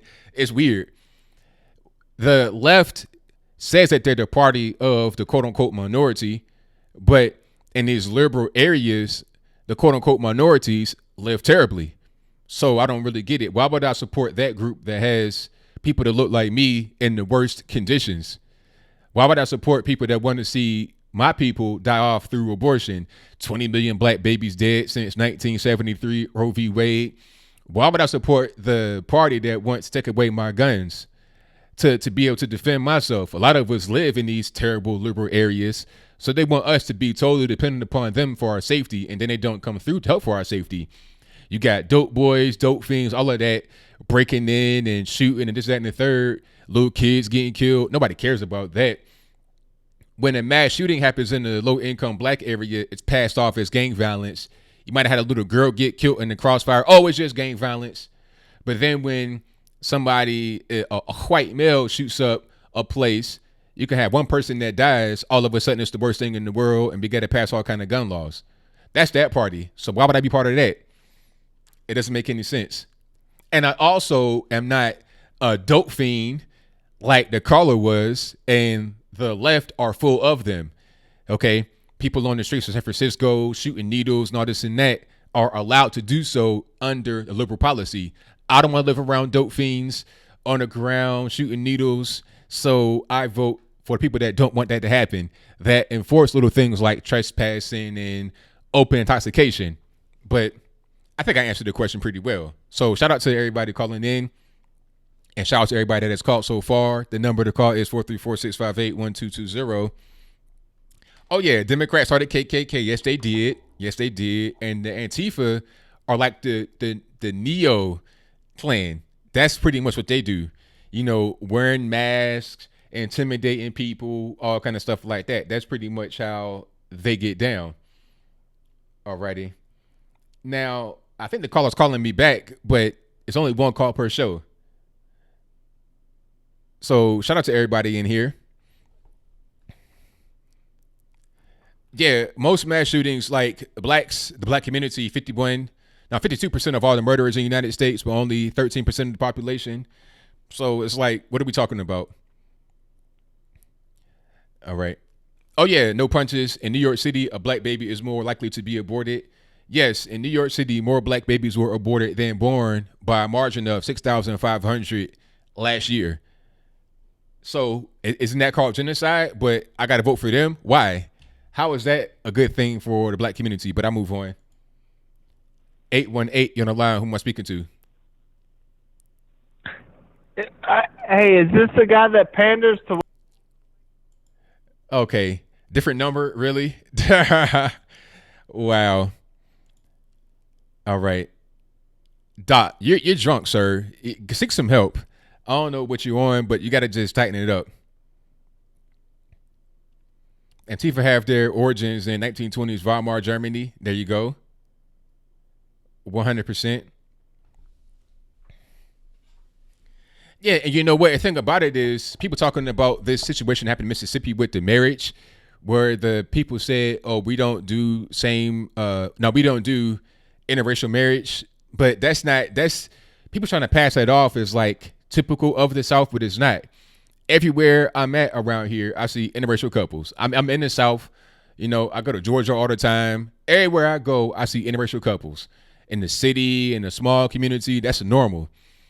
In West Virginia, where I was born, I have 3 white aunts. It's not an abnormal thing to see people marry interracially. You know what I'm saying? I have an uncle that's like 75 who married his wife in Europe, came back here to the States, and they've been all good, been all over the whole country, never had a problem. You know what I'm saying? So, I mean, people are just weird. Yeah, I'm all about facts. I'm all about people that just can appreciate somebody that knows what's really going on. All right. Let me see here. Nah, I think I'm done with that person. Oh, the number to call is 434-658-1220. The number is always in the description box, and also it should be right here in the ticker as well at a certain point. Thank you to RMAT61 who says, you can tell that guy believes everything CNN says. 100%. Absolutely. And Robert Clausen says, Democrats, Indian Removal Act under Andrew Jackson, Cherokee Diaspora, Trail of Tears, Reservation. There you go. Oh, yeah, and also thank you to my man Bill from the Hills. If you want to get in through Skype, you can be right here. You can just do audio. The email is right there in the chat box, also in the description box. Cynthia Webb says, please pray for more people wake up to the lie of abortion being healthcare. There you go. Absolutely. Abortion is not healthcare. It's simply killing babies. That's all that there is to it.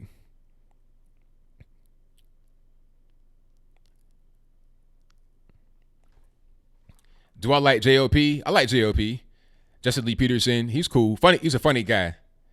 You know, so shout out Jesse Lee Peterson. I go on the show if they invite me, 100%. Mouse C says, I pander to the well-informed, socially responsible people out there. There you go. Shame. Exactly. It's a shame that I talk to people that have a brain in their head. Right. Yeah, exactly. Willie Lasagna. The caller just wants all black people to think the same. It's racist. Why can't I have my own point of view, my own thought process? Because I'm black, I got to think. So you're looking at me, you're looking at my skin, and you're thinking that I got to be a certain way. That's how it is. Shout out to Troy Walker for your donation. I definitely appreciate you. Thank you to Pineapple Lotopotamus. Hopefully I didn't butcher your name, who says, there are so many callers like that on Jesse Lee Peterson's radio show. Y'all missing out. Oh, I can imagine what he gets. I can definitely imagine what he gets on his show. And, you know, I've seen some of this stuff. Shout out to my man Get a Job, who was in the chat earlier. He has the compilations on his channel. And, yeah, some of the callers on there are just straight crazy, you know. Somebody says, why can't I get in live channel on Discord? I'm not really sure. Maybe you've not been there for long enough. That could be what's happening. I don't really know. I can't really, you know, answer that one for you. Let me try this next call here. 360, you're the line. Who am I speaking to? From Hoquiam, Washington. All right, Annie. I'm one of those small town hick deplorables. well, hello. How's everything going? Everything is going good here, and I have some encouraging things to say. Because I've been watching your show, and there's a lot of bad stuff happening all around the country. And I've noticed this little community that I live in is starting to come alive again. And this town has been overridden with meth for years. You know, it's like meth central. It's horrible. And I noticed today, we have a Loggers Play Day every year. It's a logging town from, I don't know if you're familiar with the Washington coastline, but it's like one of the most depressed areas of the country. And Washington State is like ultra liberal, and I live here in the middle of, I call it political hell. But the good thing is that I see people today. There was a record crowd at one of the community events that's like an old traditional community event that we have every year. And attendance had been way down over the years, and people had lost interest. And it's like people are gaining interest in their communities again, which makes me feel really encouraged. Well, yeah, that's good to hear. Definitely, that it's gonna be some, it's something turning around because those drugs can really ruin a place and it can damage the morale and a lot of other things socially. People don't really understand until they're right in the midst of it. So, people getting more involved with the community, that's a great sign. And the thing that I think is encouraging the community so much is the surge in conservatism and the conservative ideals that are coming out, the pride in the community, the pride in the United States of America, how we're all one group, we're all together. And it's not about, like everybody wants to put racial and different kinds of barriers to separate people. And it's not like that. We're all Americans. And it shouldn't be like that. We should all be proud of our communities and love each other, no matter our differences, as far as our physical and our even our tastes in music and things like that. Those things aren't important. What's important is our pride in our country and our community and our care for each other. And I think people are starting to get that. And it's pretty cool. 100%, absolutely. Because the big telltale was today I went downtown and I was driving down the street and it was that I didn't go to the Loggers Play Day. I haven't been for years, but a lot of people weren't going anymore. It's people quit going. People gave up. People weren't interested in the community events anymore. It's like everybody was discouraged. Everybody was apathetic. And then it was right before the play day was supposed to start, and I was driving down the street to go pick up some popsicles for my neighbor who was sick, and there was not a car on the street. It was like it was 4:00 in the morning on a Sunday morning. There was not any traffic in either direction. I was going the one way going toward the city, and then the one going toward the ocean. There was no traffic anywhere. Nobody to be seen on the street, and it was so amazing. My dog, I'm sorry about my dog, but it was such a good feeling because I realized that everybody was there at the community event. And I felt really bad that I wasn't there, but I'm 67 years old and I'm not in very good shape physically, and I couldn't wait in line that long. And I found out when I did get to the grocery store, the clerk told me that people had been lining up for 2 hours before the event to get tickets to get in. And I said, that hasn't happened since the 60s in this town. It hasn't happened since the 1960s. Wow. Something is going on in Coquitlam. And if it's happening here, it's happening other places too. Isn't that amazing? Yes, it is. Absolutely. And people have been praying. I believe this is a response to prayer. I mean, I don't want you to think I'm crazy or anything, but a long time ago, I had this vision that I believed was from God of all these little lights springing up all over the country and shining in the darkness. And they were these little towns, these little clusters of people. And it was going to start it was going to become a big movement where we would start in little places. It wouldn't start in the big cities and it wouldn't be reported in the news, but it would happen. And all these people are just going to come alive with love, and the power of God is going to overcome this country, and revival is going to break out in America. That's what I believe. And I am thanking God for it too, because I see the community pride as the first step. People are caring about one another again. And they're going to start listening to one another. And I just believe this is God. It's not even Donald Trump. It's not Donald Trump. It's God. That's what I think. I mean, I appreciate the president. I love the president. And I believe God put him there. But I believe that God is the one in control here, not him. I don't think he's the one causing any of this to happen. And I'm really feeling good. Any rate, I love your show. I don't want to take too much time because you might have another caller that wants to talk and wants to tell you how. But I enjoy you every day. I enjoy every time you come on. I say, great, I got you on my notifications. And when I see a video from you, it makes me feel good to hear what you have to say. I love you and I pray for you. God bless you. God bless you. Thank you for your call. I definitely appreciate you. All right. Great call. Shout out to her. I really, really appreciate that. Calls like that make me feel pretty good about what's going on in the country. I don't really get discouraged about what's happening. And shout out to everybody in the chat. I appreciate you guys. And shout out to the dog as well. Yeah, get some dog, get the dog some treats for sure. 100%. Yeah, the dog said what up. Yeah, shout out to the dog. Alrighty. Somebody said that dog painter in the Trump. And if you were distracted by the dog, what she was trying to say was that small communities all across the nation, well, definitely where she lived, small communities are coming alive. Many of them had been depressed with, financial stuff and drugs. But now a lot of them are starting to come alive. And that's a very good thing. That's where the revitalization of a nation can come from, is with, start with the smaller communities and then go up from there. I'm seeing that a lot. A lot of people are going to these events and, community gatherings, and they're being more neighborly. That's just kind of, I'm seeing much more of that, and it's a great thing. 100%. And the smaller community events, they're great to go to. You get to meet people and talk to everybody you may ain't seen in a while. It's great. All right. So thank you all for being here. I appreciate it. We got some super chats to read right quick.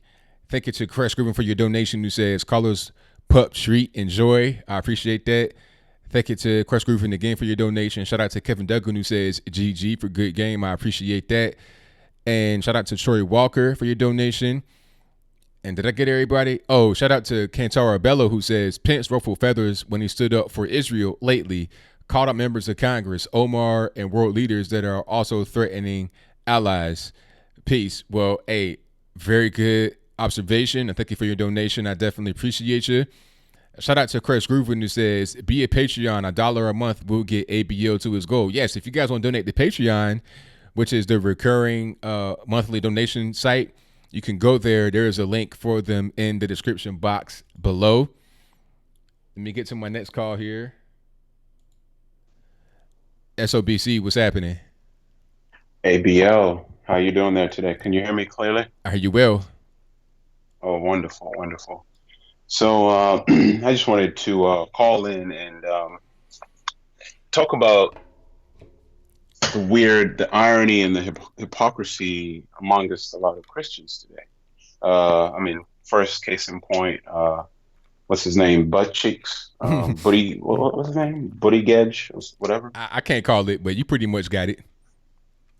Yeah, him. So, he talks about how he's a Christian and, he's a man of God, but he misquotes the Bible and, so that's just funny. And that's a perfect example, what you see in a lot of Christians today. And also, I just wanted to respond to what's his name, Fred, who was in support of Andrew Yang and UBI. And he also called himself a Christian.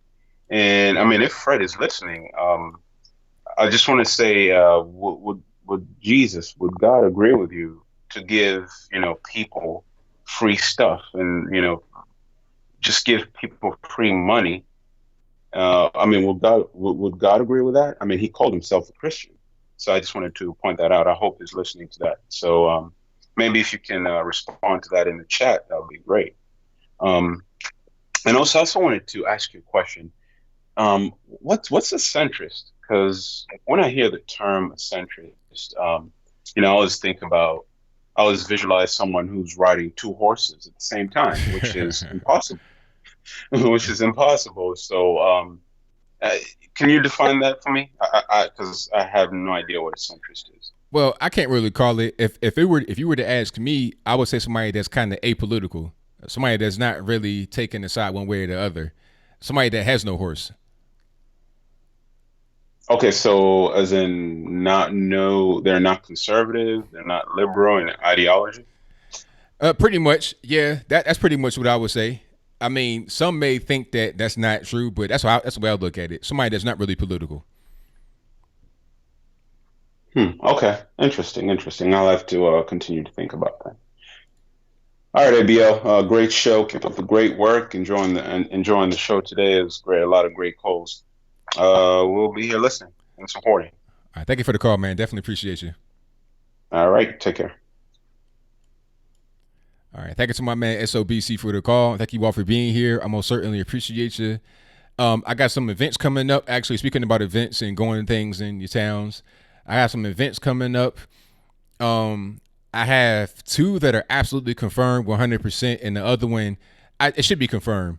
We sign off on it, everything's good, but I just got to get the green light for them to really go ahead and push the button.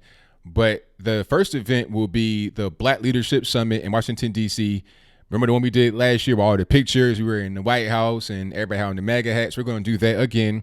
That's going to be October the 3rd through the 5th of this year, of course. These are all in October this year. The second one's going to be the American Priority Conference. A lot of guys are going there. I think Jack Posobiec, that's how you pronounce his name, he's going there. David Harris Jr., I think Trump Jr. is going there. A lot of us are going to be there. That's going to be in Miami from October the 10th through the 12th. And then I'm going to be at Politicon in Nashville. That'll be on October 26th or 27th of this month. So I'll be at all those events. The Miami one is still kind of up in the air, but I've already confirmed for Black Leadership Summit, and I've already got my tickets in my room for Nashville. So I'll be at all those events. If you live in DC area, Nashville area, or Miami, South Florida area, I may see you out and about if you come to these events, or if I just, see you in the general area. The Miami event is going to be at Trump Doral. The DC event will be, where is that going to be? It's like close to, it's going to be in Washington, D.C., in the actual city of Washington, D.C. I'm not really sure what the exact location. And then Politicon is going to be downtown Nashville. That's going to be at the Music City Center. So that'll be pretty much what it is. But let me get to my next call here. All right, caller, you on the line. Who am I speaking to? 647? Tanya? All righty, what's going on? Hi. So I'm calling from Canada. We recently had the protesters for Chick-Fil-A, which is downtown in the city of Toronto. And I actually know people who work at the 519, which is the LGBT community center that helped organize it. And what I wanted to just kind of bring to everyone's attention is a lot of the leftist politics that are going on in the United States, they're going on in Canada, but they're not as well publicized because our media is extremely liberal. And what I'm noticing is that a lot of the people who are rallying for socialism and rallying for, communism, they're either people who are unemployed, underemployed, they don't own a business, they're not really, even if they are employed, they don't really contribute in a meaningful way to society. So they're the baristas at Starbucks, for example. But these people have such an aggressive voice, it's unbelievable. And I wanted to know, as a conservative and as a Black conservative myself, how do you feel about the fact that conservatives were so busy kind of taking the higher road and kind of trying to be the adults in the room, but we let these loud, irrational people kind of dominate the conversation?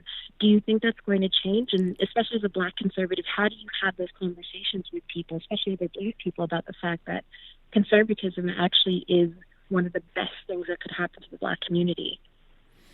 Well, I mean, people that are going to be far on the left like that, it's hard to really convince them that what they're doing is incorrect.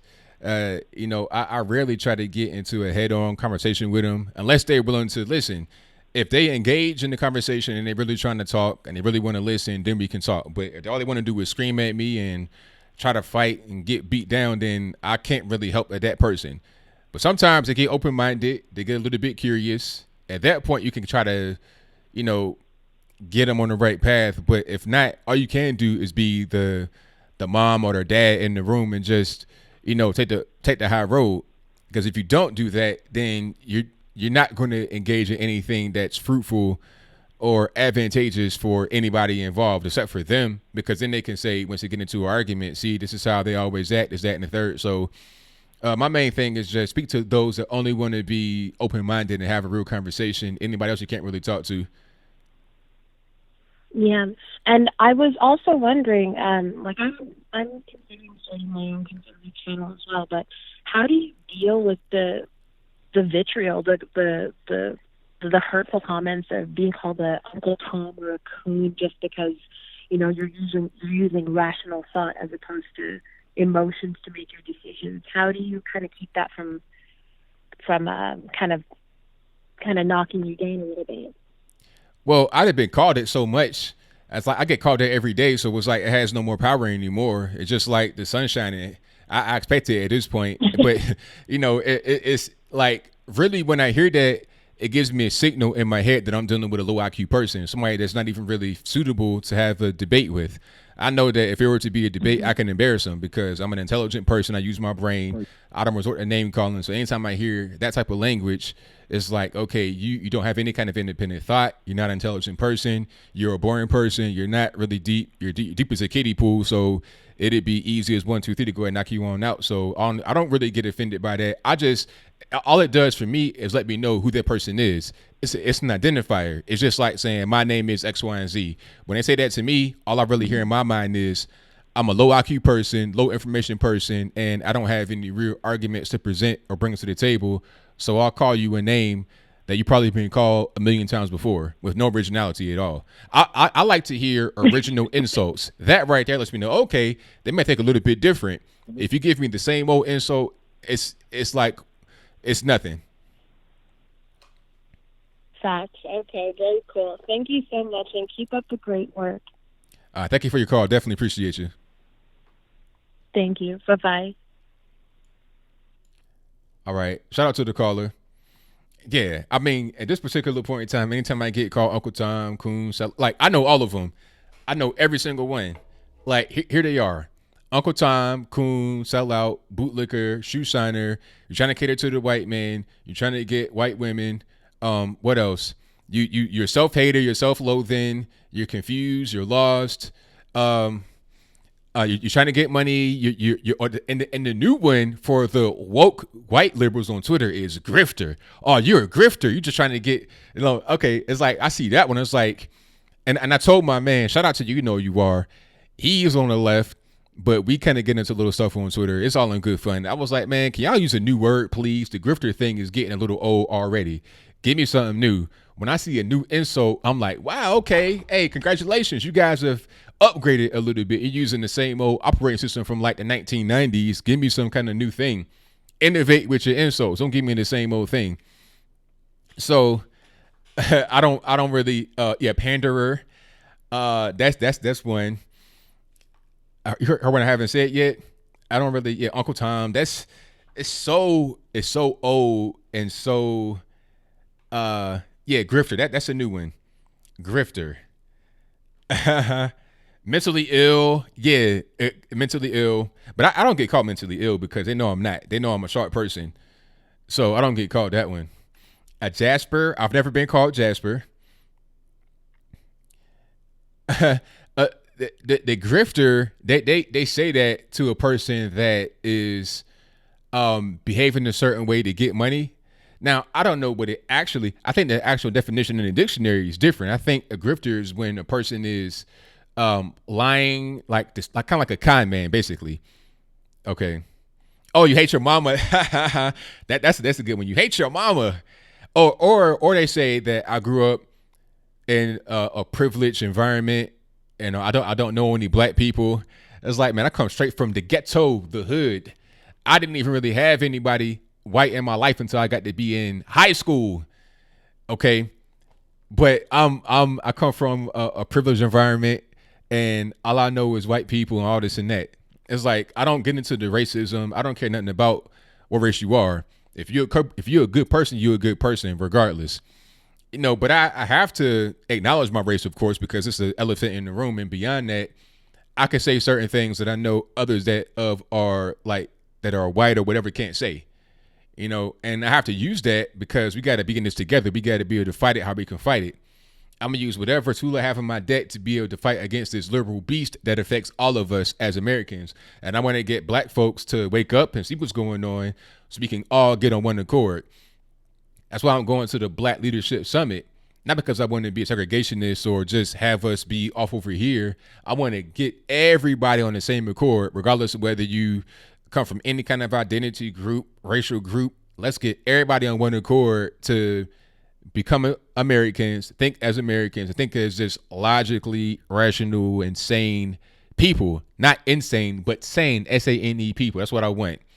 That's why I'm going to Black Leadership Summit, and then I'm going to the American Priority Conference, and then I'm going to Politicon. I want to hit all bases. If I can go to a Jewish event, an Asian event, I'll go everywhere. I want to be the guy that's everywhere and not just relegated to one little, interest group. Everywhere, and get everybody on the right train of mind. That's pretty much how it is. All right. Did I get everybody? Okay. I'm past my time. I'm rambling at this point. Thank y'all for being here. Definitely appreciate you. Shout out to all the moderators, all the super chatters, all the Patreon people, everybody that watches, likes, subscribes, shares. Thank you all. And if you have not liked, share, and subscribe, thank you for doing that right now as I go ahead and exit. Shout out to Bill from the Hills, Elijah Jean, Cynthia Webb, Michelle A, Ansel, Protocol, Shreeves. Thank you to all you guys for doing what you do. Bill from the Hills, you guys are great. Getting them trolls up out of here. Did I say Michelle A? If I didn't, I'll say Michelle A right now. Thank you all for what you do all the time. Definitely appreciate you. And I have to go. But until next time, y'all be safe. I'm out. In peace.